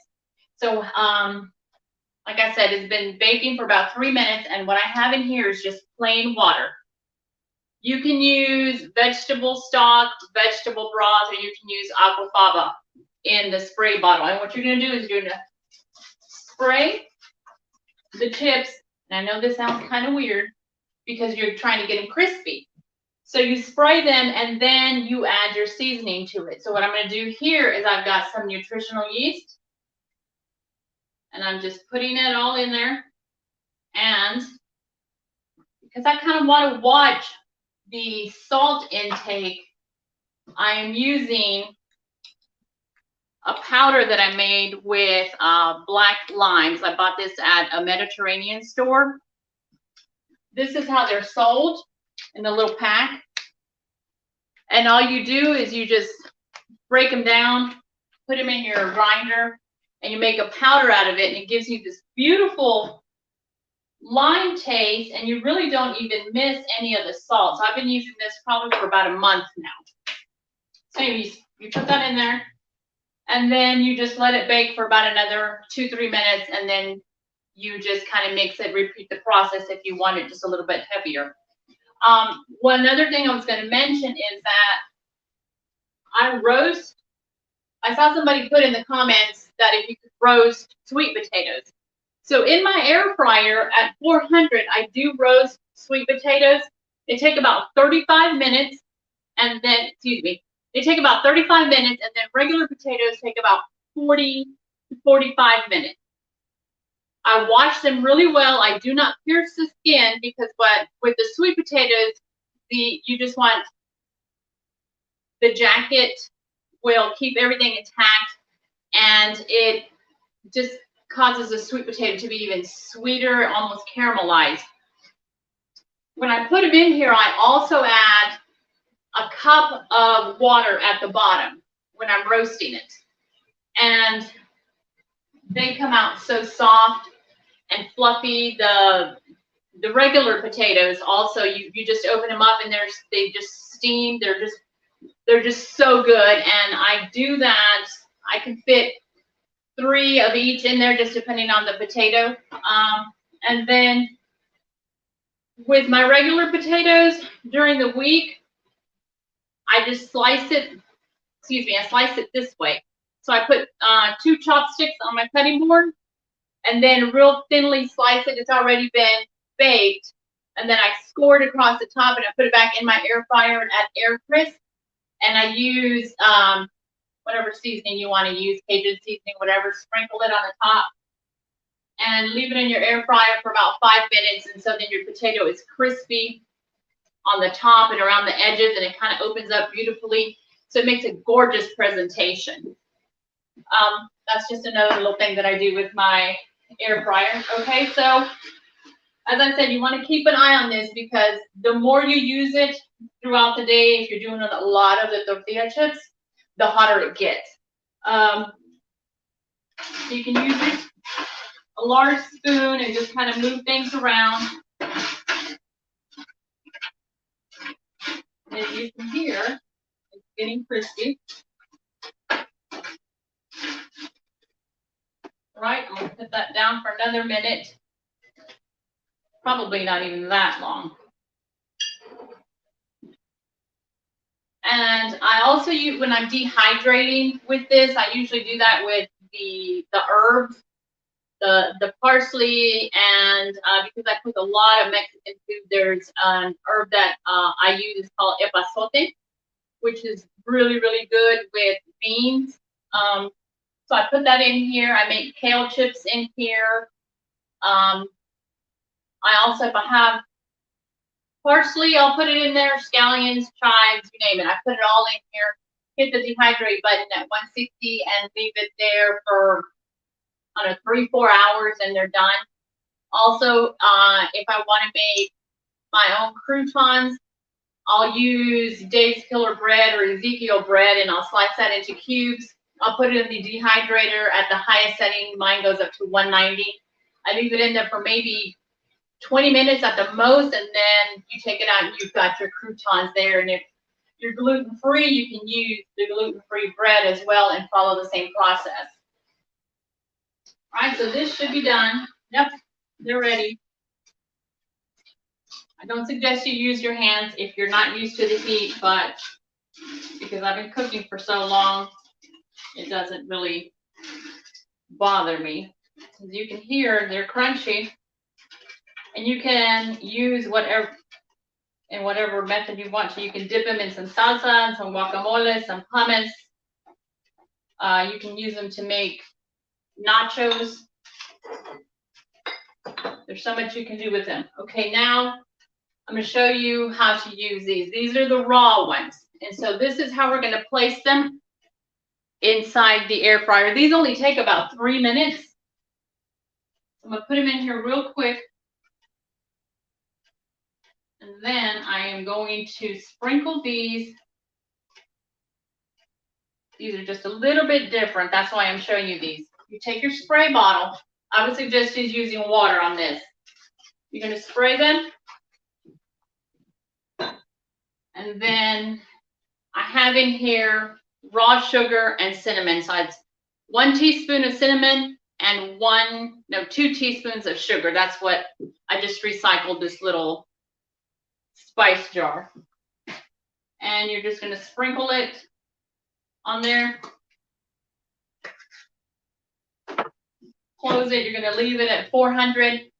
It probably takes, like I said, maybe 2 to 3 minutes at the most.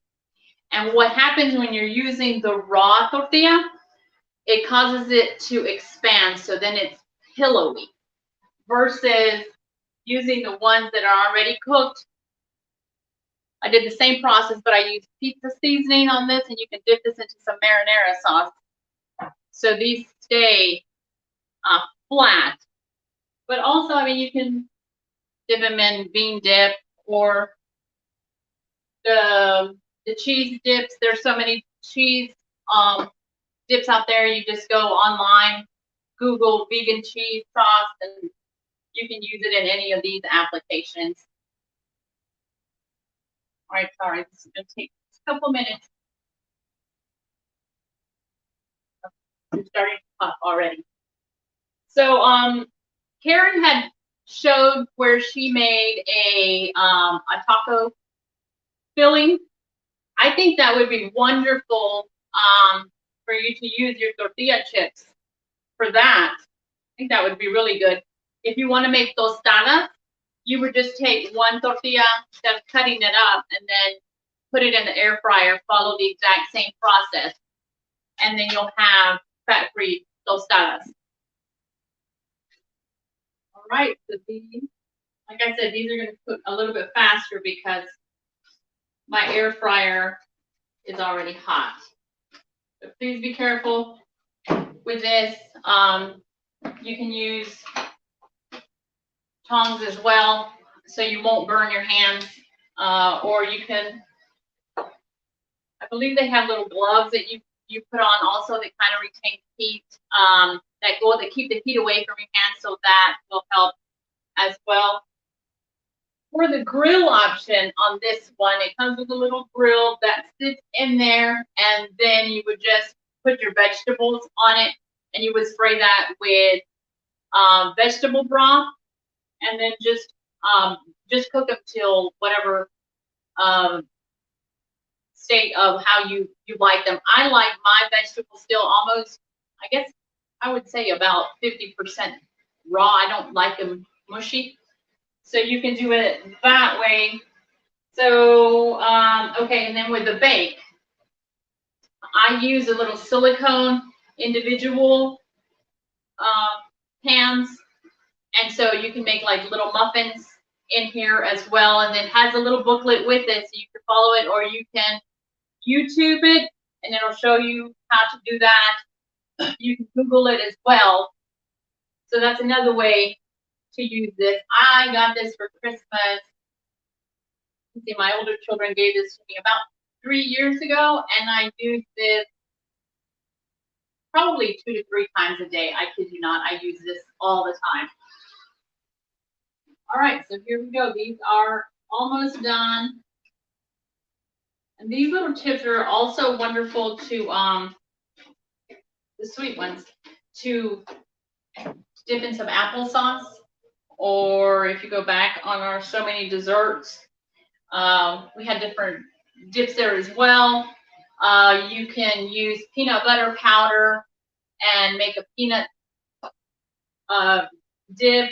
There's also almond powder. So I make almond protein powder with a little bit of date syrup and some water, and I thin it out with a little bit of water, and it's almost like a caramel sauce. It's amazing how well that works. So what I'm doing here is I'm going to try to make some, well, what I made was, they're called Sopapillas. You get them at the Mexican restaurant times after you're done eating, or they call them buñuelos. I grew up eating those, but those are traditionally, they're fried. And then you take them out, and then you put the syrup on top of them. So what I do here, all right, just let me show you how gorgeous these things are. See the difference when you use a raw tortilla versus the ones that are already cooked. And what I have here is just maple syrup, and then you just drizzle it on the top. And then you have a fat-free sopapilla. All right, well, that's all I have for you guys today. I want to thank you guys for spending Saturday with us. Again, my name is Angie, and the name of my company is Earth, Seeds, and Water. I am in Greenville, South Carolina, and it's a pleasure to be able to share this with you guys. And now I'm going to send you back to Dilla for live Q&A. So thank you so much. Take it away, Dilla. Thanks, Angelita. And you stick around, please, because I want to bring you. And here's Karen, there's Carolyn, and there's Susanna. So let's bring us all back. I was just as you were wrapping up, Angelita, I was reveling at your Sopapillas. How do you pronounce this? Sopapillas. I've had it, and it looks so good. So thanks for sharing that. So a lot of great questions came in, and I have some, but starting now, questions that come in live. Karen will write your name down, and I don't know, in about 10, 15 minutes, we'll draw, and we'll give away our 2 prizes. So let me start by sharing what our prizes are this month. So our prizes are a 1-year subscription to Veg News magazine. Karen, Susanna, Angelita, or Carolyn, do any of you guys subscribe to Veg News? I do. What do you think of it, Carolyn? It's great. Yeah, it's a good great. magazine. Yeah, it's a very good magazine. It's been around for about 20 years, I think. And I know the publishers, and I remember being at a vegetarian conference when they were launching their magazine. So I think it's 22 years, something like that. So that's one prize. The other prize is that can opener that I demonstrated in my segment. I love that can opener. It doesn't leave any sharp edges. And I finally bought it. I was using the one that most everybody else has, and it rusts and becomes difficult to use. This one is just a pleasure, and it's not that expensive. And so we're delighted to give that away. Okay, so let's see what questions are coming in. I know that starting with you, Angelita, there were a number of questions. There was a great question that, who asked it? Okay, well, there was a question that came in about blanching and shocking. And that was when you air fry, let me see if I can find it. It was a very good question. Here we go. So this was by Ksenia, and I apologize if I'm not pronouncing your name. You have a beautiful name, Ksenia Plum. Gorgeous name. So I hope I'm not doing it too much injustice. So Miss Plum, I'll call you that because I'm pretty sure I'm pronouncing your last name correctly, has a great question. Do you recommend doing a blanch and shock before using the air fryers, one with deep frying? And before you answer that, Angelita, I'll mention that I air fry, and I've never done that. I blanch before for vegetables that are very that lose nutrients quickly. For example, asparagus would be one thing I'd blanch, but I've not considered that with air frying. But Angelita, what do you say about that?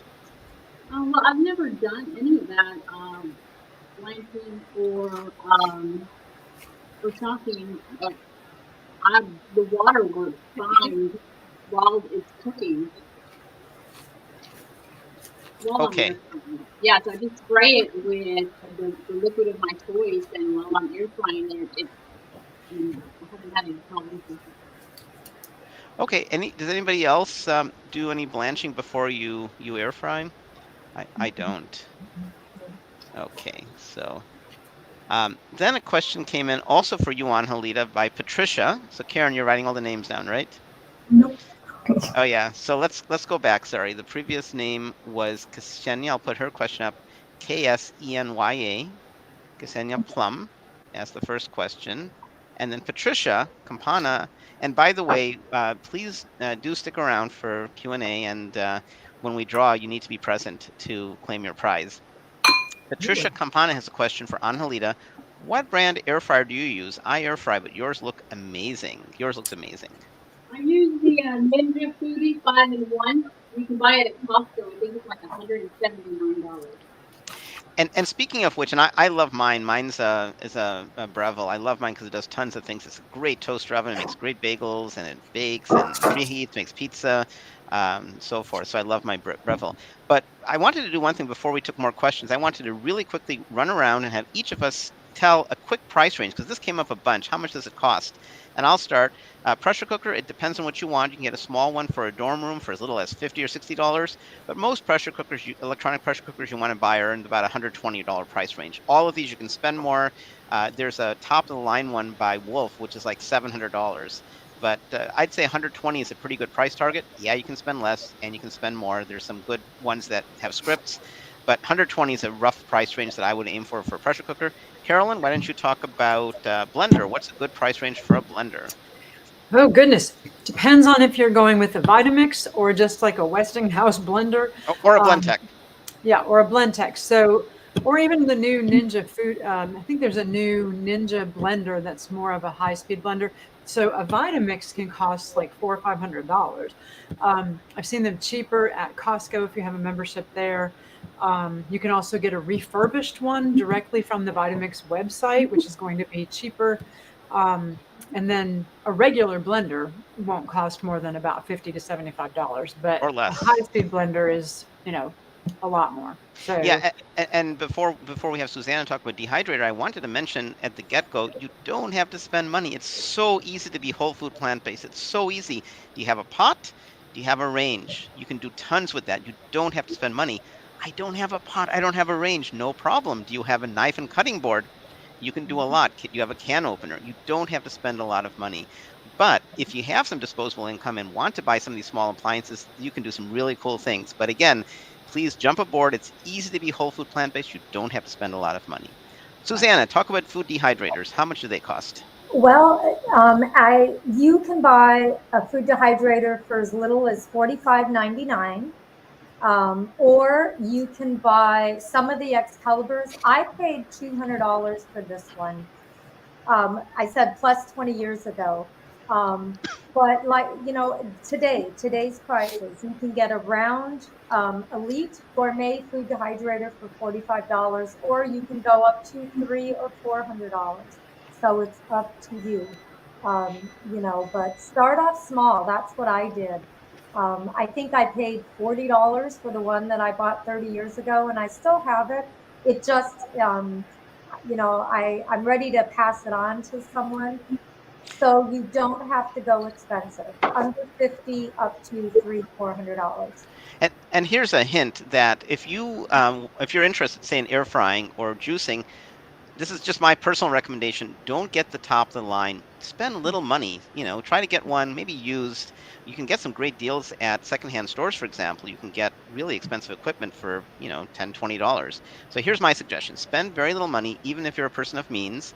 Check it out. And you might say, this is cool. I'm just not going to use it. It's taking up space on my counter. You're going to feel guilty. It's taking up space on the counter, and I put all that investment in. It's going to keep taking up space on your counter. So spend a little bit of money. If it works for you, and maybe that's all you need, you're good. If it doesn't work for you, you donate it. You give it to somebody else. You give it to Salvation Army, and then you buy something more expensive. So start less expensive. Karen, tell us about. Oh, sorry. No, I just wanted to add something that is so exciting to me. Our local library here in Evansville, Indiana, has you can not only get books, but you can go rent and check out an air fryer. You're kidding. No, they have a blender. Yikes. It's so awesome. I mean, so you can go and check it out and see, is this something I want to use? They even have an immersion blender. I was just so excited when I went there this past week. So you might check your local libraries and see if they're willing to do those kind of things. One thing we have to also be careful about is perception. So some people perceive that to be vegan, whole food, plant-based, it's a privilege thing. And there's some social justice issues here too. And we need to make sure people realize that the access point is low. You don't need any of these fancy things. So start with little or no appliances. When you need them, start cheap and show people the money isn't the problem. Karen, tell us about, and there's tons of questions coming in, but, Nancy's on. Good to see you, Nancy. She's a cook in the kitchen. So can you, Karen, answer about juicers? What price range? Yeah, so with the manual juicers, you can probably get between 50 and 100 and up. And then the single auger electric juicers, I know there's some cheaper ones, but like the the Omega, when I got it, it was in the 200s. Now I think it's in the 300s, but they're on sale right now at Bed Bath & Beyond, and then you can use a coupon. Then the vertical ones can go for as much as $500, a little over $500. Like with many things, you want to buy a car, how much do you want to spend? Well, you buy an old jalopy, right? And you can buy one for $600, or you can buy, top of the line. What's that? I have an electric car, but not the top. You know what I'm talking about. You can get a racing version for, I don't know, 120,000 or whatever. So, thanks for the comment, Nancy, about buy nothing groups. They do have lending libraries. That's pretty cool. We have a place in Carborough, North Carolina, which is the really, really, really, really free market, and things are totally free. So you just give things away. Meryl, thanks for the comment about Brussels sprouts. You blanch yours. And by the way, those of you who are making comments, that's great, but you have to ask a question to be in the running for one of our prizes. Question came in from Bonnie McFall. Do you do anything special? And Bonnie, I have to apologize to you because you got the wrong message that we were on at 3 p.m. Eastern. And I know Facebook had a problem. That's why I tried in the graphic. It says 2 and in our description. But I know Facebook was saying 3 p.m. and I apologize. You can watch the show after the fact. So I'm sorry you missed the beginning of it. So Bonnie asked, do you do anything special with potatoes? And I think the question was for Angelita, because Angelita was talking about some cool things she does with potatoes. And one of your family members, I think it was your son, chimed in and said that he loves your potatoes. Is James your son? Gabriel. Oh, okay. Who's James then? James is my husband. Your husband. I should have remembered because I hadn't met him. Sorry. Yeah. Well, he goes by Jim, but yeah, so Gabriel's that's why, because right. Okay. Yeah. Right, Carolyn? We met Jim. Yeah. Had lunch with him for brunch. So what special things do you do? Because your loving husband says you do awesome things with potatoes. So pray tell, do tell. Well, one thing that I do when, like with the sweet potatoes, because I know they only keep in the refrigerator for about 3 to 4 days. So once they start getting towards the end, I take the sweet potatoes and then I mix them with, I mash them with black beans, and then I add chipotle powder to it and some garlic and some onion powder. I make patties with it and I put them in my air fryer. And so I bake I put them in the air fryer to air crisp at about 375 for about 10 minutes to 5 minutes on each side. And I make really good burgers with that. Question came in from Ronnie Batkin Hudson. Has anyone experimented with buckwheat for dehydrating crackers in an effort to cut down on the fat from flax seeds? And we should address both buckwheat and also flax is really healthy. I mean, if you're eating the quantities of flax to enjoy the omega-3s, the fat really shouldn't be an issue is what I would suggest. But Karen, please write down Ronnie's name and let's have somebody take that one. Maybe Karen, you really have a lot of information about nuts and seeds and flax. Can you address that, please? Sure. So the flax seeds, they are good for you, but you don't want to overdo it. If you when you make something crispy like crackers, you tend to sit and eat and eat and eat. So I do understand that wanting to cut down the fat. Yeah, I've used buckwheat. Buckwheat and cauliflower makes a good. You soak that buckwheat and then blend it with raw cauliflower, and dehydrate it. Makes a really good cracker. Put whatever seasonings in there that you want. Buckwheat is a really good source of protein. So we're getting more praise for Angelita's cooking, and I totally believe it. I see your creations every day. They're awesome. Angelita, why can't you cook for me? You're in South Carolina, not North Carolina. Wish you were my neighbor. So your lovely husband, Jim, I love her potatoes and cactus recipes. Everything she makes is fantastic. That doesn't count as a question, but he did ask a question. Angelita, should we include him in the drawing, although he's your husband, or no?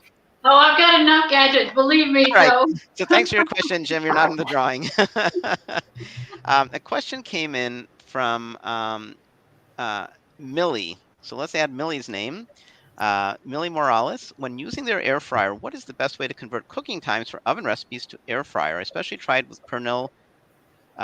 Well, so we can't talk about roasted pork shoulder. That's not vegan. We have no idea. At least I have absolutely no idea about that. I didn't see that part of the question. So I could ask about a roasted piece of seitan or roasted tofu. But what's the best way to convert cooking times for oven to an air fryer? And I'll quickly take that because I love my air fryer. if you have so the thing in air fryer is basically a convection oven, which means that there's a fan that's blowing. Air frying is nothing but high speed convection. It just, the air is blowing quickly. And so generally, if you're taking say it says 375 degrees, when you put it on convection, convection usually is maybe 15 degrees lower, maybe 20, 30 degrees lower. And high speed convection, air frying, is maybe 50 degrees lower. So if you have a recipe for 375, I drop it to 325, 345, something like that, and keep an eye on it to make sure it doesn't burn. So that's a good question. And I can't answer your question about dead animals. So let's see. Nancy has a comment. My innocent pot can cook rice. It can be a stock pot to just make soup. My son lived in a place and only used an instant pot and one burner. That's awesome, right? So I have a thing called the Healthy Snack Program I work with in schools, and I give teachers instant pots, and it's easy, it's safe, and I covered that in my section about how safe it is. Let's see. There's more questions. You're welcome, Millie. And there's a thanks to Nancy. Nancy is an awesome cook in the kitchen. Nancy, we need to have you back. You haven't cooked with us in a while. You're so good at all you do over there in Oregon. Let's see. There's more questions. There's a question from Judith Henry. Hi, Judith. Nice to see you again. Have any of you guys or gals known of the brand Torque Waring? Torq. I haven't heard of Torque. Anybody else? No, I haven't heard of it. Okay. If you can post a little bit more follow-up, what have you seen from Torque? We might have some more information. And then Millie posted, that was a prior life about the dead animal. Judith's follow-on question is, air fryer safer than microwave? So I will tell you, I don't use a microwave. There's mixed evidence. I think the bulk of the evidence is microwaves are probably safe, but I've seen research that they may not be. My wife happily uses a microwave. I don't. So I would say an air fryer is definitely safer than a microwave. There's been no research or evidence I've seen that there's any problems with air fryers. Let's see. Ronnie had a comment. Do you cook the cauliflower first when you mix buckwheat and cauliflower? Karen? No, I mean, No. there's no reason you can't. I just was making raw crackers all the time, so I would just soak the buckwheat, and I think I accidentally said blend, but I put it in the food processor with the raw cauliflower, so it makes kind of like a riced cauliflower buckwheat. It's not totally smooth, and I just spread it on the dehydrator trays on the nonstick sheet, and then dehydrate it for as long as it takes to get crispy. And I was a little bit disrespectful. So, Angelita, I'm going to bring your lovely husband back up and say thank you, Jim, for your service. Jim is in the service, and thank you for all your years of service. We always have to remember that some people sign up to possibly make some really big sacrifices for the rest of us. And especially in these times when some terrible things are happening around the world, we are just so thankful we have people like Jim who stand up and say, I'm there and I'll do service. So thank you for your service, Jim. Even as a pacifist, I'd say that. Ksenia, and again, I must be mispronouncing your name, and I apologize. So, Miss Plum, can you use an Instant Pot as a dehydrator? No. What are your top 3 devices for a minimalist cook? So, for a minimalist cook, I would say, like my daughter's standing right here, and she's in 7th grade. So when you go to college, sweetie, I'm going to send you to college with an Instant Pot and a small Salad Master pan. I love Salad Master pans. From a college point of view, that's all I would send. But for your question, Ms. Plum, the 3 devices I would not want to do without are an Instant Pot, a good quality pan like a Salad Master, and my Vitamix. Those are the 3 things. The air fryer is great. A toaster oven's great, but if I had to only pick 3, that's probably what I would do. Maybe I would put the air fryer before the Instant Pot, but I love before my Vitamix, but I love my Vitamix. Here's another question from Patricia. Same question. How many do we need? So you need none. You just need a pot. You need a cutting board and a knife. That's really all you need. But if you're willing to venture into it, I would say if you want to get just one, and anybody else disagree with me, feel you want to, I would say it would be a modern electronic pressure cooker, because they're more than pressure cookers. They're all-in-ones. My pressure cooker makes vegan yogurt, and I posted the link to that. It's also in the document. Mine slow cooks. Mine sautés. So if you need one device, that's what I would argue for. Anybody else have a different answer? I mean, when I was in college, all I had was an air popper, a popcorn air popper. I didn't have any appliances. At least in the dorm, they don't allow open burners and stuff like that. So you have to be careful if you're talking about a dorm or an apartment when you go off to college. But yeah. Kathy, we saw your thing about a hot plate. Change that into a question and you can be in the running too. Hot plates can really generate heat. The Instant Pot or things like Instant Pots are very safe. They have all these built-in safety devices, so they're great. They're wonderful to send to your kids to college, and they're wonderful just to, to cook unattended. Question, can a Vitamix work as a juicer? Nope, but what you can do is, I'll tell you my bad habits. So I love citrus, which is a good thing. Citrus is great. You can eat as much citrus as you want. But almost every morning with breakfast, I juice an orange, and I use a citrus juicer, which is not a good thing because you're leaving the fiber behind. But I love citrus juice so much. If you've never had triple cross tangerines and never had triple cross juice, it's to die for. I'm convinced people who drink alcohol, if they start drinking triple cross juice, are going to give up the alcohol. But what I do when I squeeze is I grab all the fiber and I just eat the fiber. So a healthier way, which I should do more often, is you take the whole fruit, get rid of the skin, and you put it in your blender and you blend it. Then you get the whole juice, and that would be healthy. So in that sense, you could use your Vitamix. That's not really juicing. Kathy has quite a few questions, so let me see which ones I'm missing. Let's see. Go ahead and ask again, Kathy, because there's a lot of questions coming in. I may have missed yours. Judith, can you use homemade almonds to make homemade yogurt? Yes. My wife did that because she's a little bit intolerant to soy. She will tell you the almond yogurt came out okay. I think the soy yogurt comes out a lot better. And if you follow my link, I give you some details of my experiments in making yogurt. Nancy also says the Instant Pot for only device. Then two things, Vitamix and Instant Pot. Okay. Kathy, go ahead and ask your question again because I don't see your recent question. Let's see what. Go on, Karen. Who asked the question about the juice? Can the Vitamix be made? Yes, go on, Karen. Oh, who asked that? That was Ksenia Plum. Oh, okay. So, and then about that, if you do like blend it up in some fruit in the Vitamix, you can squeeze it through a nut milk bag if you just wanted that juice. I don't know who it was. Somebody asked about the price of using a dehydrator. So a dehydrator is just running a fan all the time, but it's a tiny fan or a couple fans, so it shouldn't be very much. And here, somebody found out that it's 30 cents to $1 per 10 hours. So like we used to pick tons of strawberries and we dehydrate them when my daughter was really small and we'd make strawberry lollipops for her, pure strawberry. And we would run the dehydrator. That was my wife's thing. So she became much better at dehydrating. I haven't done it like she has. And she would dehydrate strawberries for like 3 days, something like that. So I guess $3 or something like that, $4. Let's see. Here's a question. Oh, Patricia. So we already have Patricia's name. Salad Master is actually they're one of the sponsors of the Food for Life program. When you cook, you don't want to be eating your pan. You want your pan to be inert. And so Salad Master is a high quality. I think it's probably the best pan made. It's a combination of high grade stainless and titanium, surgical grade titanium. And I love Salad Master. You can do cool things like waterless cooking, and maybe we'll have a show on waterless cooking sometime. Kathy Sabo's question. Thanks, Kathy, for finding it. If you burned the pan, and I kind of answered this, when dry sauteing onions, should you switch pans? So here's the trick. You want your heat to be on medium or medium low, and you shouldn't burn. If you do burn the pan, then first of all, you need a higher quality pan, or just use lower heat and mix it up. Mix up your ingredients. And I think earlier you had asked the question, if you already burned the onions, transfer the onions to another pot and you'll get the nice caramelized flavor as long as a lot of it isn't burned. Kathy also asked a question about peeling butternut squash. It's hard. And what I do, and it's in my document about pressure cooking, is with squash, the trick is, and this is from another Food for Life instructor named Lanny Mueller-Rath, she taught me this, is in the old days, I used to cut squash, and it's hard because it's so hard, and then you put it in an oven, 375 for 45 minutes or something.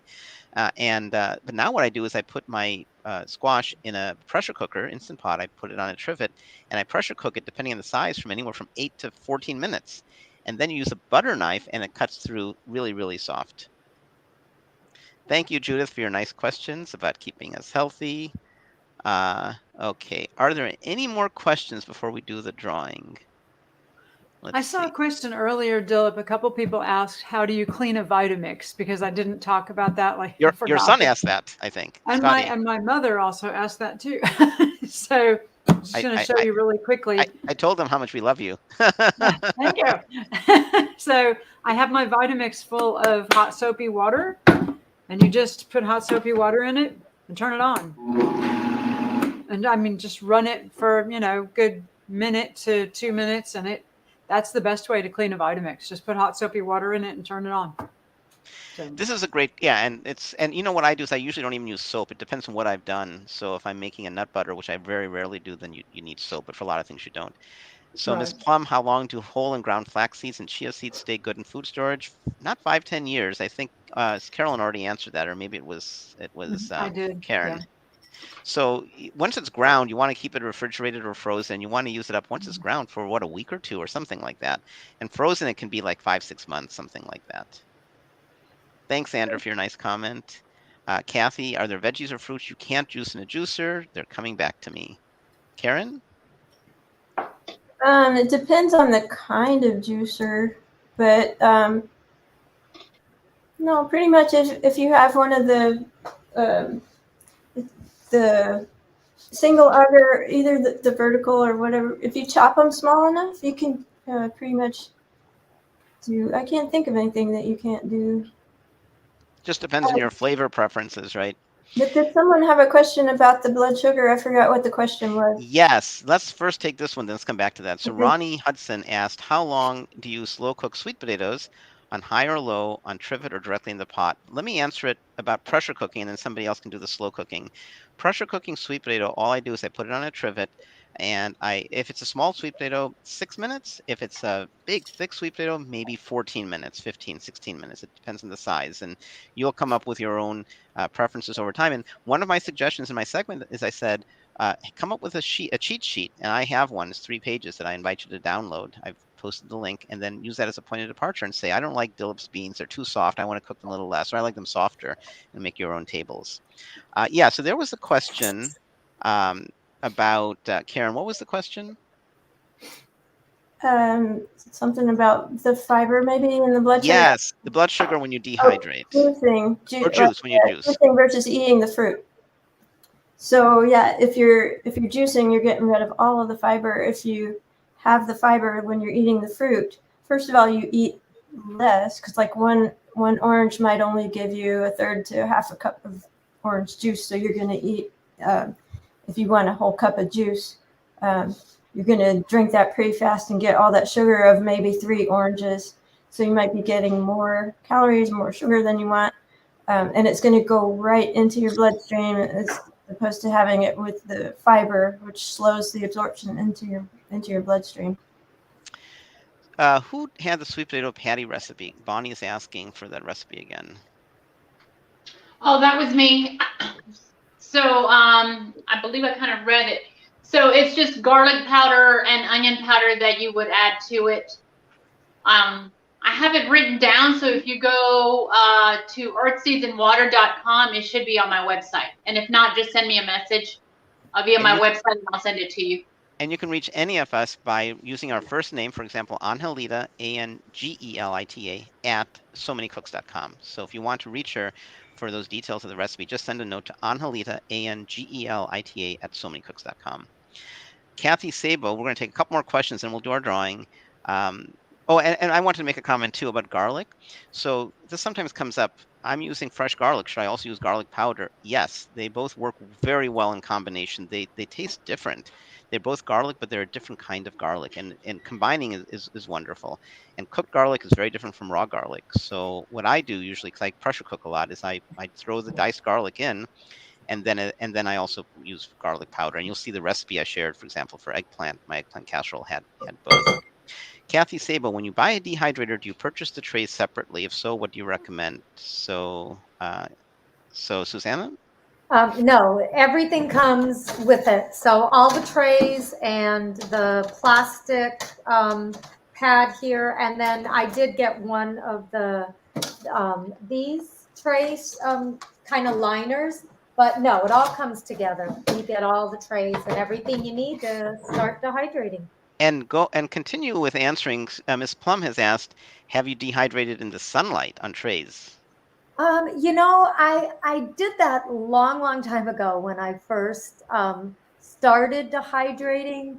And after doing, some research, the thing that I was concerned about was that, maybe there wasn't enough heat at the right time, and so it could allow for bacteria. I That's mean, what I did was any of thinking. you make sun tea? Did any of you make sun tea way Yeah. back? Maybe I'm older. But even that, you know, again, I worry about bacteria. That's why the dehydrator has an even, you know, it's got a low heat and it's got the fan to make sure that it's circulating all around the food. So I would do more research before I did it outside to make sure that you're not going to get sick from the food or something. Bonnie has a question. My air fryer says to soak to get rid of starch, but that seems to be a pain. Can you get them crispy without doing that? Here's my suggestion. I'm a lazy cook, and so what I would do is if there's an extra step of soaking something, I would try without it and see how it comes out. And if it's good enough, I would just do that. I don't see the reason. For example, in my recipe, if you read my recipe, I talk about salting eggplant. That used to be de rigueur. Everybody did that. And the reason was because eggplant had bitterness. People don't like bitterness, and we should really be eating different kinds of flavors. But farmers have hybridized their eggplants, so they're not as bitter as they used to be. And so pulling the bitterness out, there's not much bitterness anymore. Eggplants are kind of sweet, so they've changed. And so you don't really need to salt eggplant. Now, if you want to fry them and you want to air fry them and you want as much moisture out, the salting can help. So my suggestion is be lazy and spend more time doing other things like eating that wonderful food. Okay, any final questions? Bonnie, new person.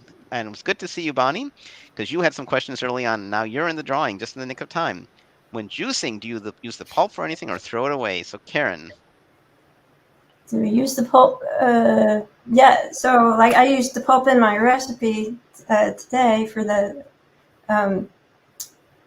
taco filling. You can use the pulp to make crackers, add it to, throw it in your food processor with some fresh vegetables and puree it, and maybe some flat ground flax or buckwheat, whatever. Spread it on your trays and dehydrate them. Make a pie shell for a raw pie. Mm-hmm. Yeah, you can use the pulp. Some things it's not so good just eating straight, but you can always use it, mix it with things. Now, Ms. Plum asks a question which I answered a different version of this. What's the benefit of freeze drying? So I have to say that, as far as I know, and please correct me, anybody here, if I'm wrong, freeze drying is not an option for the home cook. There may be a fancy freeze drying equipment you can buy for $5,000 or something, but that's not a consumer appliance. So when you talk about freeze drying, that's something that's commercially done. So like after we got married, we had our roses freeze dried, our flowers from our weddings. So that's still upstairs. It's been freeze dried. And so if you buy freeze dried chives or something, it's not something which can be really done in the home as far as I know. Does anybody want to correct me on that? Okay. And then Millie Morales, another question. Any suggestions for the best way to rice cauliflower? Grater is too much work and riced is kind of pricey. I find rice cauliflower frozen is pretty inexpensive, organic rice cauliflower, and that's what I do. But I know you can get, for example, we were talking about Salad Master. They have what's called a food processor where they have these rings and it turns. So you could kind of make rice cauliflower because it has a pretty fine ring. I bet you could do that. Anybody else about ricing? Regular food processor is how I do it, but you could also use a box grater and just shred it on the biggest box spot. I mean, like what they used to call cheese graters, but I call them tofu graters, but you could shred it on one of those box graters, or use a food processor just pulsing it. That would do it too. Okay, so let's do our very last chance for a final question, but lots of great questions. Thanks, guys. We love getting your questions. I'm always ready with questions. I haven't had to ask any of mine because you guys had such great questions. Let me announce our next show. Our next show is right around our birthday. So May 21st. Who remembers when we were born? Was it May 20th, 2020, or was it May 21st or 22nd? It was something like that. 22nd, May 22nd. So May 21st. So Carolyn corrected me because we had scheduled something early in May, and she said, "Hey, Dillip, I think I'm going to be away, or something's going on, and aren't we supposed to do it around our birthday?" And so, bless you, our second anniversary, we're doing so many sauces. That's come up a bunch. So we're going to talk about sauces, and then the kids in the kitchen. So Cody, who's another cook in the kitchen, and Ella, who's another cook in the kitchen, and myself, our kids are kids in the kitchen, and they meet every other month. Their show is going to be April 23rd. And by the way, I know we're having some problems with Facebook. Our shows are always East Coast 2 p.m. on Saturdays, always. So if you see Facebook say something else, get our graphic. But the kids change, their times change, and so Anu is in this orchestra. So we're doing our show at 11 p.m. The next show is at 11 p.m. And that's favorite vegetables. So that's April 23rd, favorite vegetables. The kids show is really fun. I think our show is pretty fun too. The kids show is shorter, and oftentimes we publish the recipes in advance, and we have kids around the world, some of whom shop and cook with us. The recipes tend to be a little bit simpler. So please join us if you have a kid in your family. Another question from Ms. Plum: have you made sweet and sour tofu chicken? What I've done is I've done air fried tofu. In fact, we just had that like 2 days ago. Nancy, we thank you so much. It'd be even greater if you were here with us. You always have so much to contribute, and we hope that your schedule changes so you can cook with us. So we did hopefully a good job, but it would have been even greater with you. So thanks for your very nice comment. The kids show, Louise, is April 23rd at 11 a.m. Eastern time. Okay, so Karen, do you have a list of all of the people who asked questions? I think so. I just wonder who asked the one about the cauliflower, grating the cauliflower.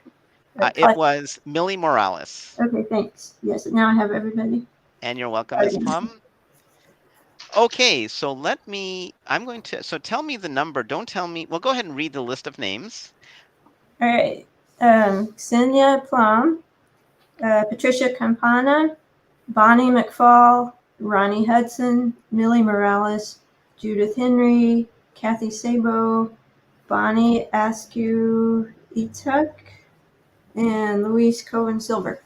Okay, great. And Carolyn, your son Scotty had asked a question, but he didn't ask during the Q&A. And I would say in that case, he doesn't live with you. If he were still here and asked a question, he would qualify if he won something. Okay, so you've serialized them. You've given numbers to each one of them, right? Right. Okay, so if anybody asked a question and we didn't read your name, let us know. What is the number of people you have on your list? 9. Okay, so I'm going to use random.org. I'm going to do a test one. This does not count. I'm going to do 1 to 9, and I got 5. So if this were true, the 5th person on the list would have gotten the first prize. I just wanted to do a test one. So the first prize we're going to give away is a subscription to Veg News. Veg News is a great magazine. And those of you who are local, I'm talking to Veg News. We're going to try to get a benefit to your local membership to Triangle Vegetarian Society, where you're going to get a free subscription if you're a member of my group, Triangle Vegetarian Society. So everybody who wins, you need to send a note to Karen. Let me go ahead and post that. So if you win, please email Karen@somanycooks.com, like now, like right after you win, before we go off air. Okay, Karen@somanycooks.com, and she will confirm she got your email. And we'll wait. If you don't respond in a couple minutes, we'll draw again. So the winner of Veg News is 1 to 9, right, Karen? Right. Winner is 7. Who is number 7? Kathy Sabo. Kathy, congratulations. So Kathy, can you acknowledge and email Karen? Acknowledge that you got the message, and then we'll move on to the next winner.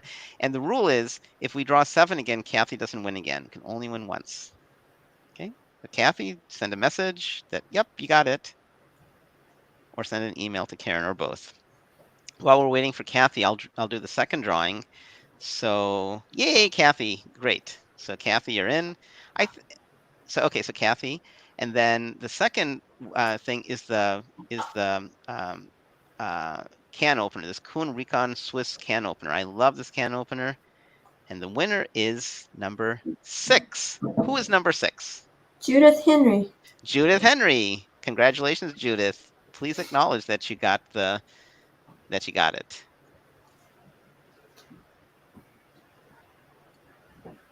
Judith, did you hear? So Kathy's acknowledged. We're waiting for Judith to acknowledge that she won the can opener. And we'll start wrapping.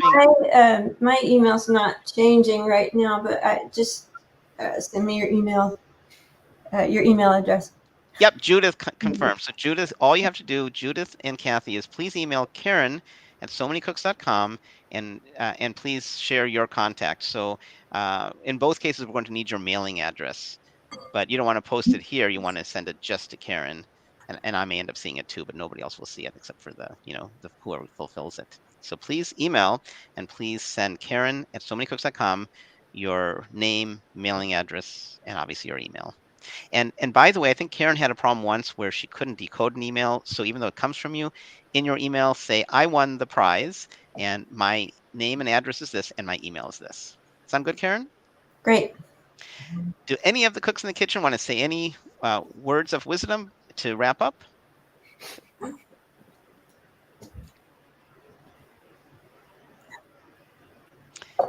So I will say this show was thanks to you guys for your thoughts. You said, let's do a show on appliances. And we said, sure.